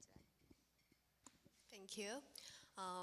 I think AI is really helpful in reducing the bias that we have in content creation, also in media. I don't know if anyone knows about MugRec. I use MugRec every day in my day-to-day job. I use it to pitch to media. They have a large database of journalists. So last year, MugRec launched an AI-driven journalist discovery system to allow PR professionals to identify journalists and media outlets that focus on various diverse community and social issues. I think that by strategically pitching those voices, I can ensure my coverage to reach to a more diverse, more broader audiences. Yeah, as well as there's a lot of AI-driven language tool nowadays, like Textual, Grammarly. They can identify potentially problematic language and to suggest more inclusive options that really help the PR professionals nowadays to ensure the content that we're creating is inviting and respectful to the broader audiences. I think there's two examples that show how AI is helping to enhance the DEI. Thank you. And moving on to our next question, Bahare, how do you see AI-driven sentiment analysis tools impacting the future of audience engagement in PR? Thank you so much for this question. This is a very interesting question because sentiment analysis can only be done with AI, and AI is really helpful in this section. I can say that, again, real-time insights can be extracted by AI, and AI tools can be used to monitor social media, PR campaigns, news, and even consumer feedback. That is really important for PR professionals. So in this case, they can respond strategically to what their consumer wants in the market or even in different campaigns in public relation. And in this way, they can make sure that they can respond timely and relevant to their demands and needs. And the other thing is automation, which is important in artificial intelligence section 2. And AI tools can automate some repetitive tasks for us. And we are so lucky that we live in this era that AI can do a lot of things for us. So it can actually do some tasks that previously took up tremendous time from us. It's really valuable to use AI, and it can actually free up our time in order to do more human tasks and creative tasks. We can use our time to make a strategic decision, building relationship based on our human capabilities, and AI can do the other things for us. And the other thing is, I'm sure that all of the professional public relation here are aware that is crisis communication, which is really important for every organization. We know that every organization can be faced with crisis at some point. So AI can help us very good here, and it can help us to detect the negative trends and negative comments online. And in this case, we can make sure that we can answer to the crisis very wisely, timely, and relevant in order to prevent any negative trends in the future. So these are the ways that these are actually, I could say that very helpful in public relations and sentiment analysis. Yeah, this is great, and I feel like throughout the day, all panelists have been talking about how AI is not going to replace our work. And as you said, Bahare, if used wisely and correctly, AI can do those repetitive tasks and give us more time to focus on creativity, focus on strategies. So that way it's helping us, and it's helping us enhance our work and focus on that strategy and creativity aspect of PR. And Jenny's there. Okay, perfect. So let's move on to our next question, and let's start with Anna. What are the potential ethical challenges associated with using AI in PR, and how can these challenges be addressed? I think number one is transparency, especially like I work at a fintech company, and we're trying to be very transparent about our usage concerning AI within the marketing department, because data privacy is very, very important, not just to general PR practitioners, but within the fintech world as well. So really championing transparency is crucial, especially at our student-run firm. We've worked to create a policy for AI usage. Because we are a experiential learning program, we do want to make sure that we're preparing students for the future. So we don't want to totally ban usage, but we do want to provide them with guardrails and ways to ensure ethical usage, so they are prepared when they are, yes, to use AI in the real world.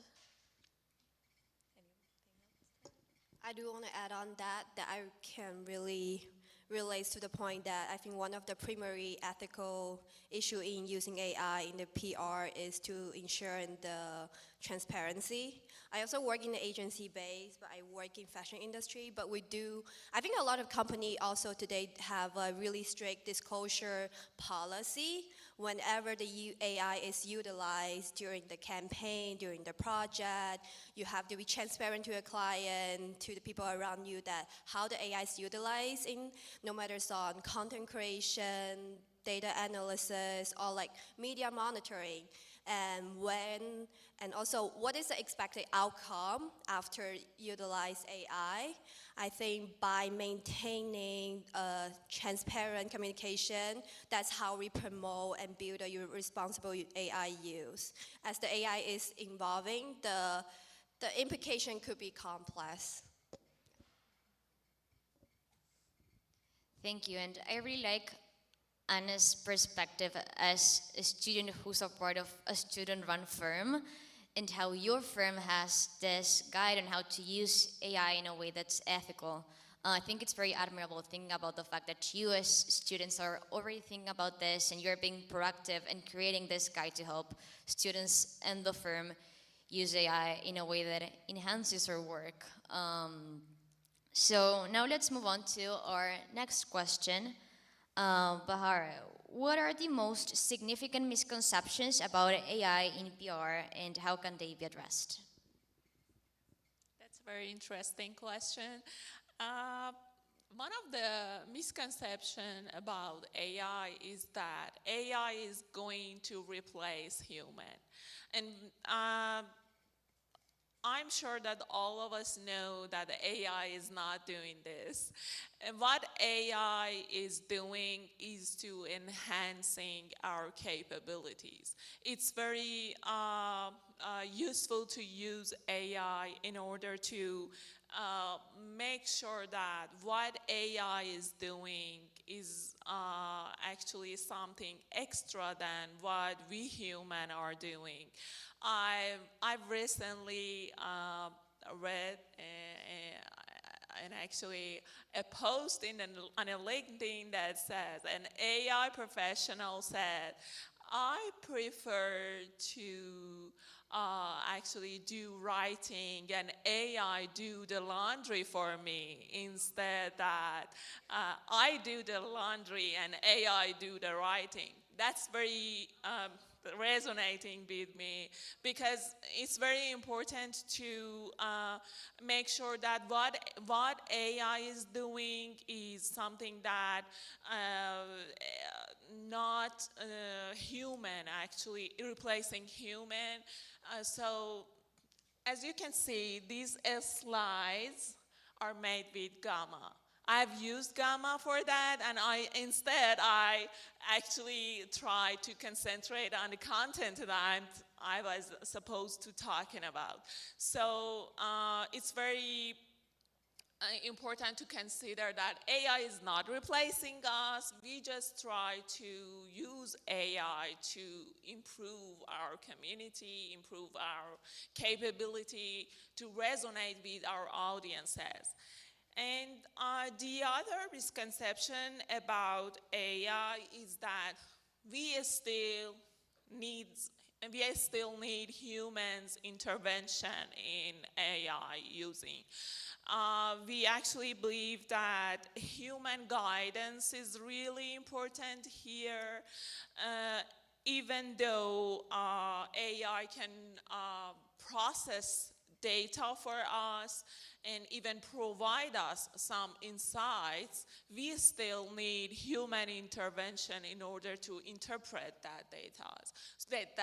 So it's very important and critical to understand how we use AI in order to make the best out of it and try to interpret the insights that AI gives to us so we can make ethical decisions, and we should make sure that AI lacks the ability to fully understand the nuances of tone, cultural context, and emotion of human, not yet. So these are the important things that we should make sure that AI is not doing instead of us, and it's not replacing us.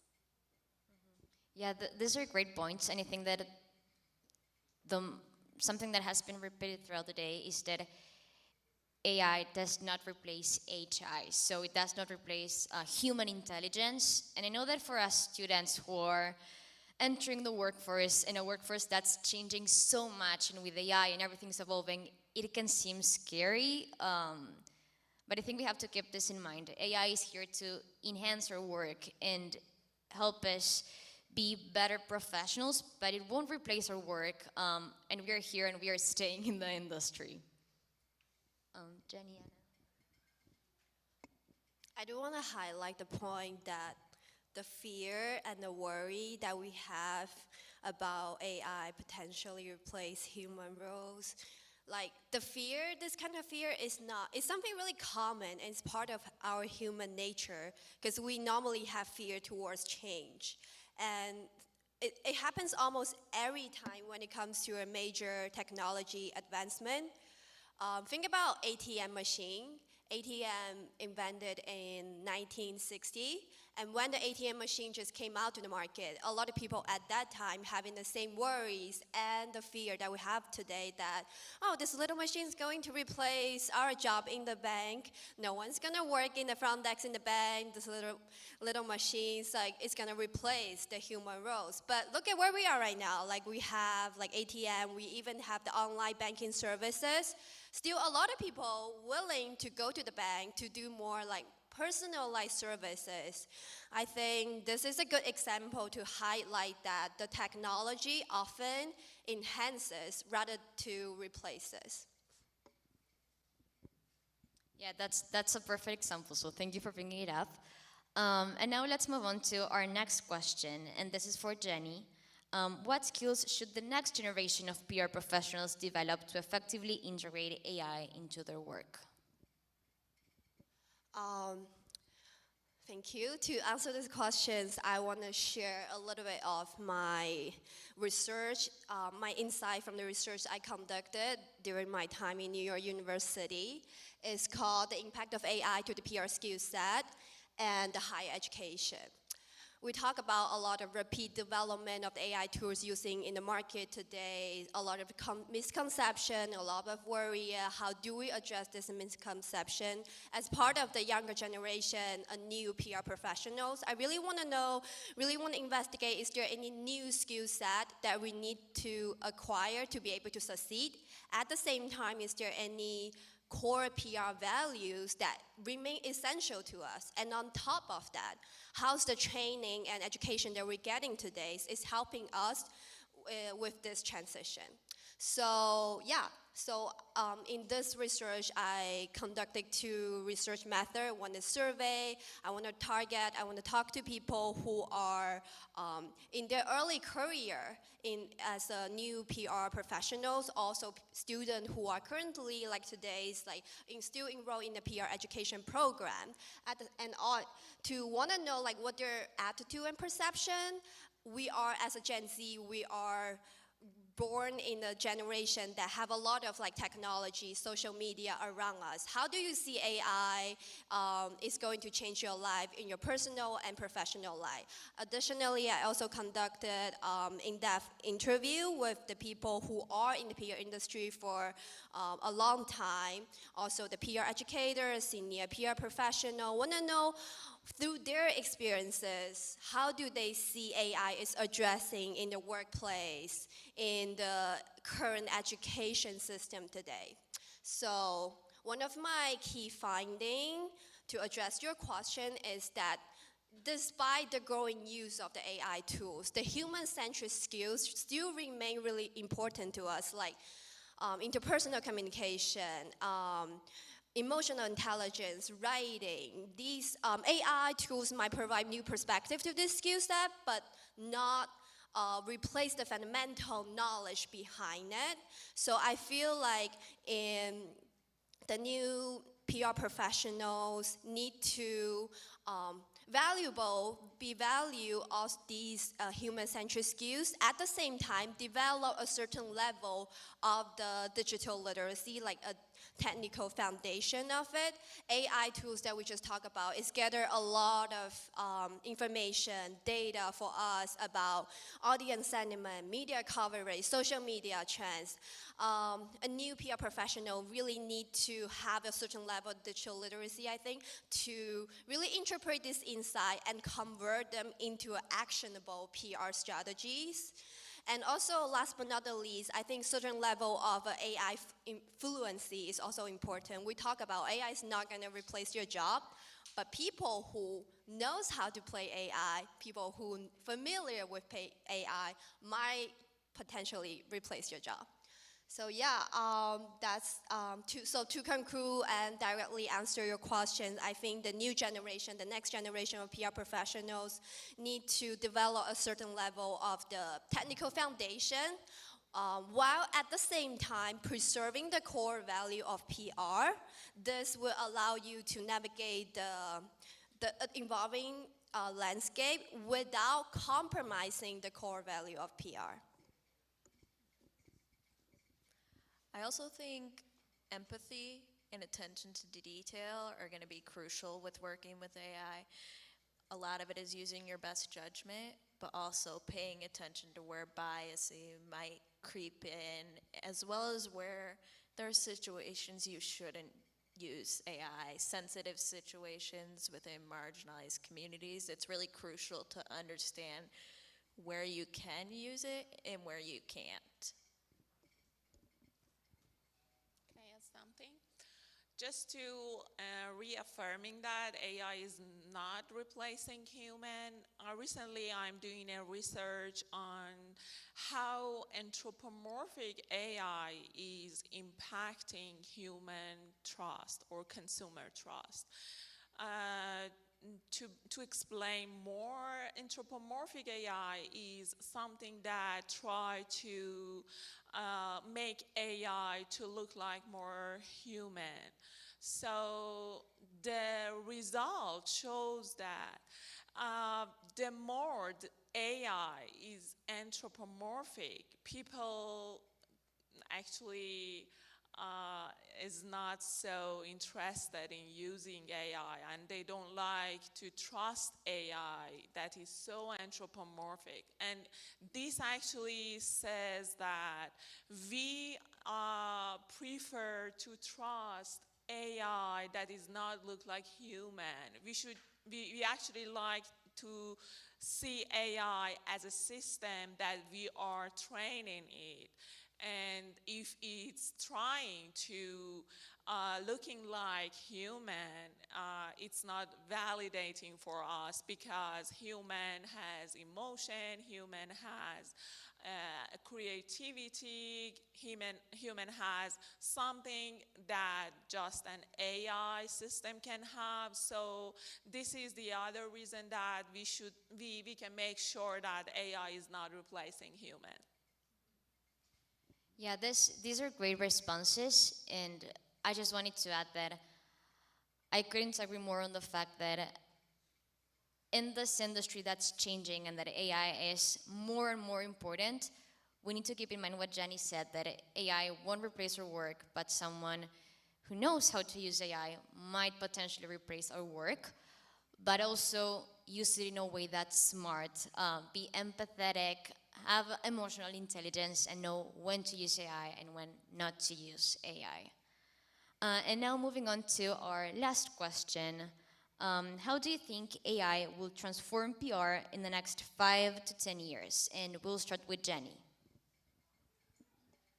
This is a really good question. It's also a really big question. I think a lot of people in this room is way more qualified than me to answer these questions. But we all agree that AI is going to bring a transformative change to PR in the next 5-10 years for sure, reshaping the workflow that we have, the content strategies, the essential skills that PR professionals need to succeed. I think under this influence, AI nowadays is taking over a lot of repetitive tasks for a PR professional. I think for the future, it really allows PR professional to focus on more creative, ethical, strategic planning area. And maybe in the future, because of this transition, we might have new positions, new roles within the PR team. We might need an AI specialist in the future that will guiding the whole team to leverage the AI tools, and we might need an AI ethical officer to really maintain, to make sure that the team is using the AI responsibly. And on top of that, like we mentioned, the core human-centric skills will become more valuable. Under the influence of AI, I think PR professionals will be working harder to engage with audience to a more meaningful way. Putting the human touch on it, really emphasize on the emotional intelligence, empathy, those something that define that effective population. So eventually, I believe that AI is going to bring PR to a new era that blends data-driven precision with human creativity. Those people who can really embrace the new technology, leverage the AI effectively, while at the same time staying true to the PR core value that we have, can really lead the way in these landscapes. I think that the next 10 years is going to look radically different based on which industry or sector you're working in. So agencies from smaller to larger, your usage might look different based on budget and implementation costs. And there are also industries that are hesitant to implement AI, worried about privacy, data concerns, especially when you work at smaller companies. Those implementation costs aren't going to be viewed as worth it or attainable. So it's really up to each PR practitioner to decide how they're going to use AI in the future in conjunction with their company. And a small thing that I can add is that based on the proactive approach that public relation campaigns and public relation professionals consider, I think that some AI tools and techniques like machine learning is going to be used in near future very widely because it can provide the public relation campaigns the ability to predict some sentiment, some results from their audiences. So the other opportunities that will we actually can see it now, but in the near future, all of the organization and public relations sections, I guess, is going to have these techniques like machine learning in order to predict some points of their practices that they have. Yeah, this is very insightful, and I couldn't agree more with what you all said. And just something that I wanted to add is that we might not be certain about what's going to happen or how our industry is continuing to evolve, but I think that in this context, we have to prioritize lifelong learning and curiosity. Never stop asking questions, reading articles, reading different research, attending sessions, panels, webinars. Just be curious and try to stay on top of the industry trends. Again, in a context where our industry and our society is changing all the time, we must have this mindset of lifelong learning and proactivity. So thank you all so much. This was a great conversation. Let's give them a round of applause.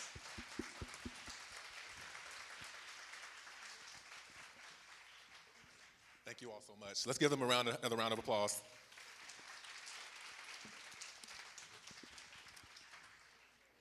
How are you all feeling? I can do a little bit better than that. One more time. How y'all feeling? Okay, I'll take it. Listen, we are at the end of our program. We are going to be greeted and have some final remarks by Dr. Brian Butler, the Dean of the College of Communications at the University of Alabama. Dr. Butler?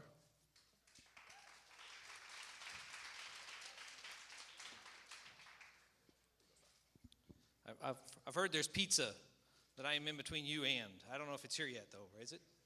Oh, it's not here yet. Okay, so I just have to fill the space. Is that it? No, okay. So throughout today, you've heard a whole bunch of different things about how you might respond to AI, how you might respond to the political situation, how you might respond to what's going on in the world, how you might respond to what's going on in your profession, all sorts of things. So there's all these things that you can't control that are happening to you and around you, and there's how you might deal with it. They've included things like being fair, being inclusive, being valued, being caring, being innovative, being creative, being afraid, being connected, being relational, being an expert, being accountable, being emotional, being productive, being profitable, that's in there too. Being good, nobody said being evil, but that's sort of been implied as a concern.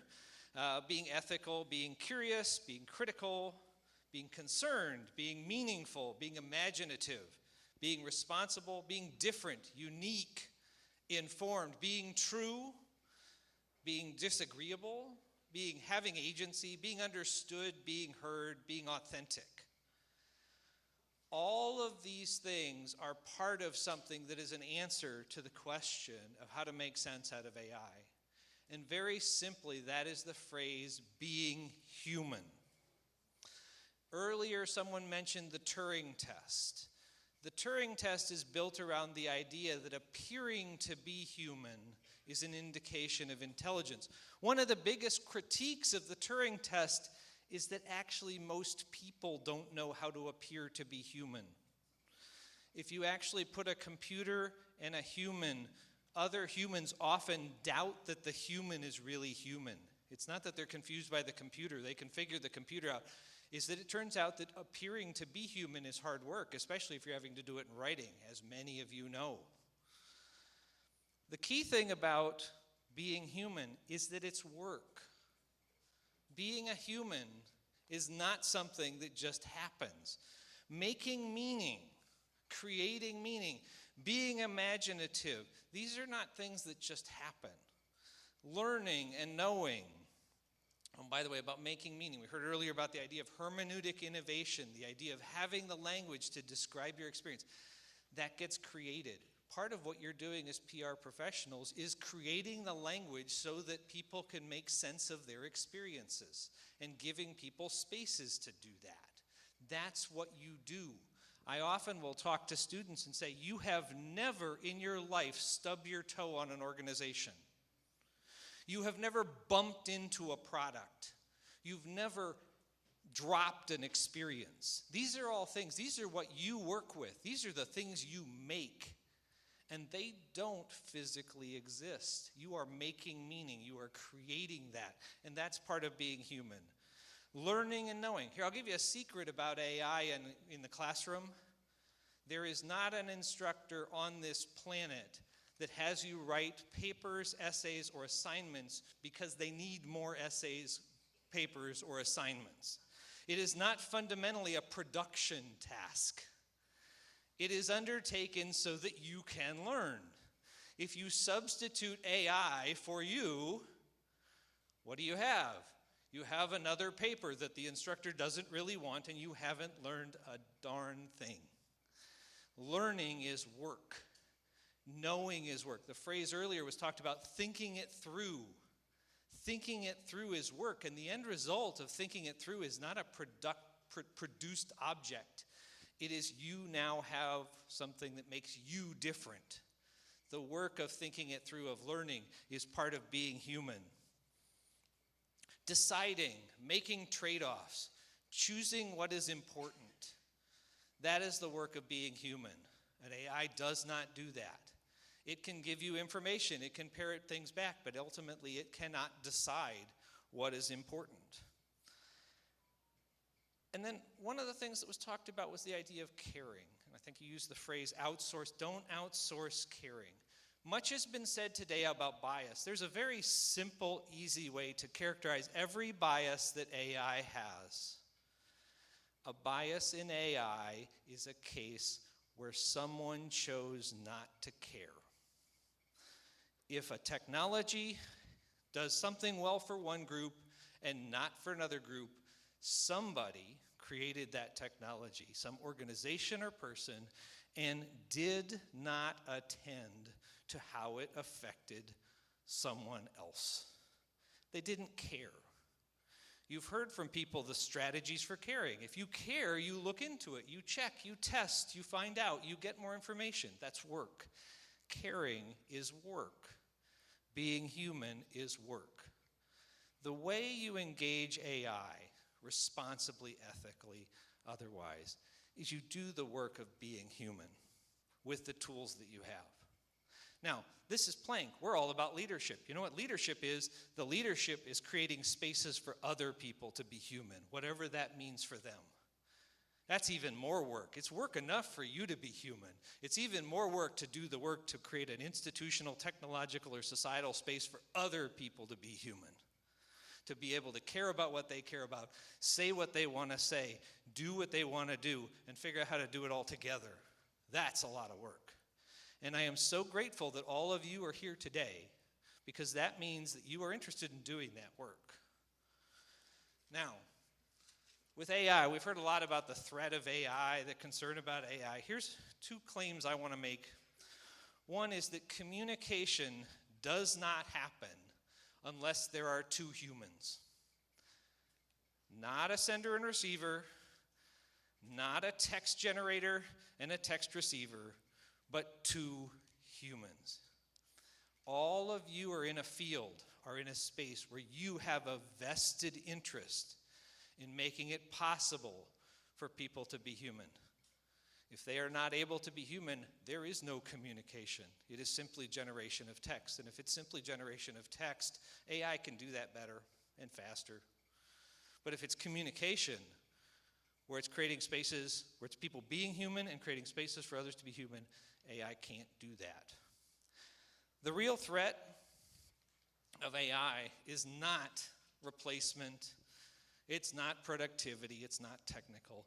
It is a flawed model of communication. A model of communication which substitutes two humans engaging in an activity. It substitutes that with the generation of text and images and eliminates the humans from the model. The real threat of AI is decision makers, policy makers, investors that believe and adopt that view of communication, that communication is simply generation of text and has nothing to do with being human. Because when they adopt that flawed model of communication and then make decisions about where they put their money and who they hire and what they do with technology, that leads to a world where no one can be human. And that is the thing that everyone's terrified of. It's not going to replace your job. It's going to change your job. Guess what? A lot of things do that. But the terrifying thing is what happens if we move forward with a world where communication simply becomes the generation of text that has nothing to do with caring, nothing to do with listening, nothing to do with expressing oneself. And all that's left is a bunch of technology generating text that is processed by other technology. Where do we stand? Where are we? What you are all doing is creating spaces with the tools you have for people to be human.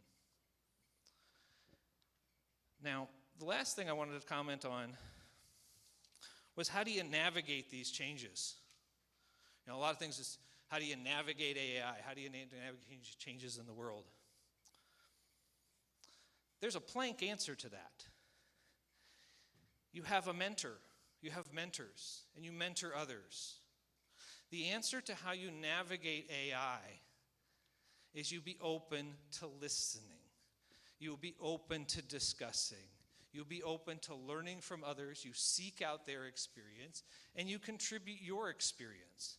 And together, we'll be afraid, we'll be excited, we'll be intrigued, we'll be curious, we'll be baffled, we'll try things, we'll fail, and collectively, we will figure out how to use this technology and navigate these changes to create a world where people can be human, where they can communicate. That is the Planck way. If you look at Betsy Planck, in many ways, being human and being human together is the foundation for how you lead in PR. And thank you very much for being here, because you being here means that you're open to being a mentor, you're open to being mentored, and you're open to being part of a community that recognizes and acknowledges and rewards and highlights people that are willing to engage in their profession in that way. And because you're here willing to be mentored and willing to mentor, that means you're ready. You're ready for AI. You're ready for changes in the world. That is the skill you ultimately need, to listen, to learn, and do that together. If you can do that, you can do amazing things. So thank you very much for being here. Look forward to the event tonight where we get to celebrate folks that are particularly wonderful examples of that. But all of you are great examples of that. And I'm very happy and very proud and very optimistic about what you'll do and the world you'll create. Thank you.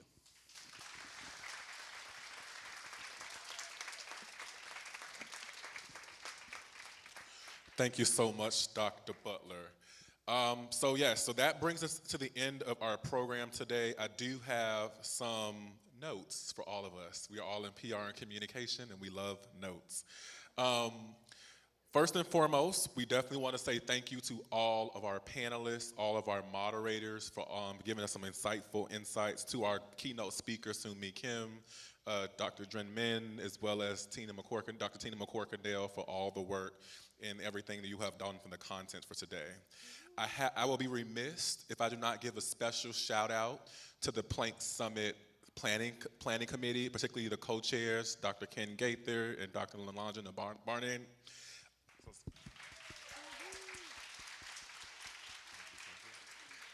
There is a lot of countless hours that goes into connecting with folks, meeting with folks, corralling folks, and moving forward to make sure that we can have the content that we have today.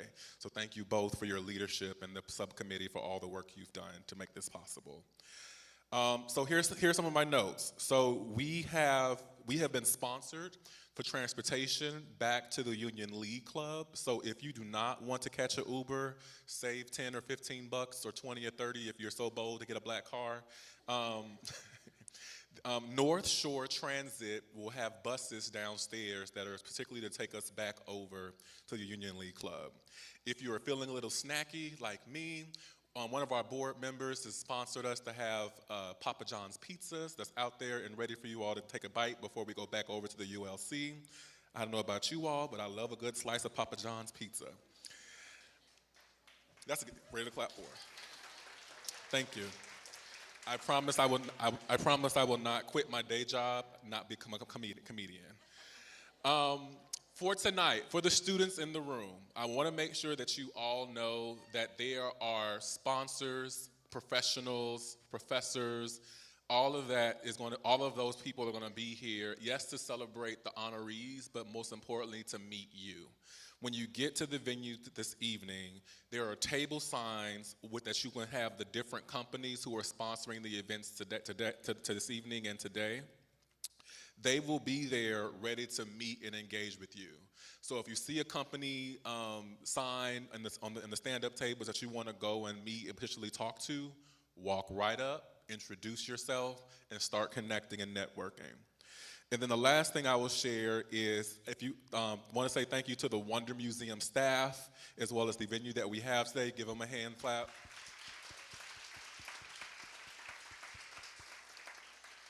The team wanted to try something different and move us out and kind of come out of the box a little bit, and who was not inspired or felt at least compelled with the creativity as you walk through the museum this morning. So we want to thank you for them. If you would like to be able to participate and buy something from the gift shop, that is open downstairs, and you are more than welcome to do so. So with that being said, and I will be remiss if I do not say a special thank you to my wonderful co-host, Cheryl Saclemente.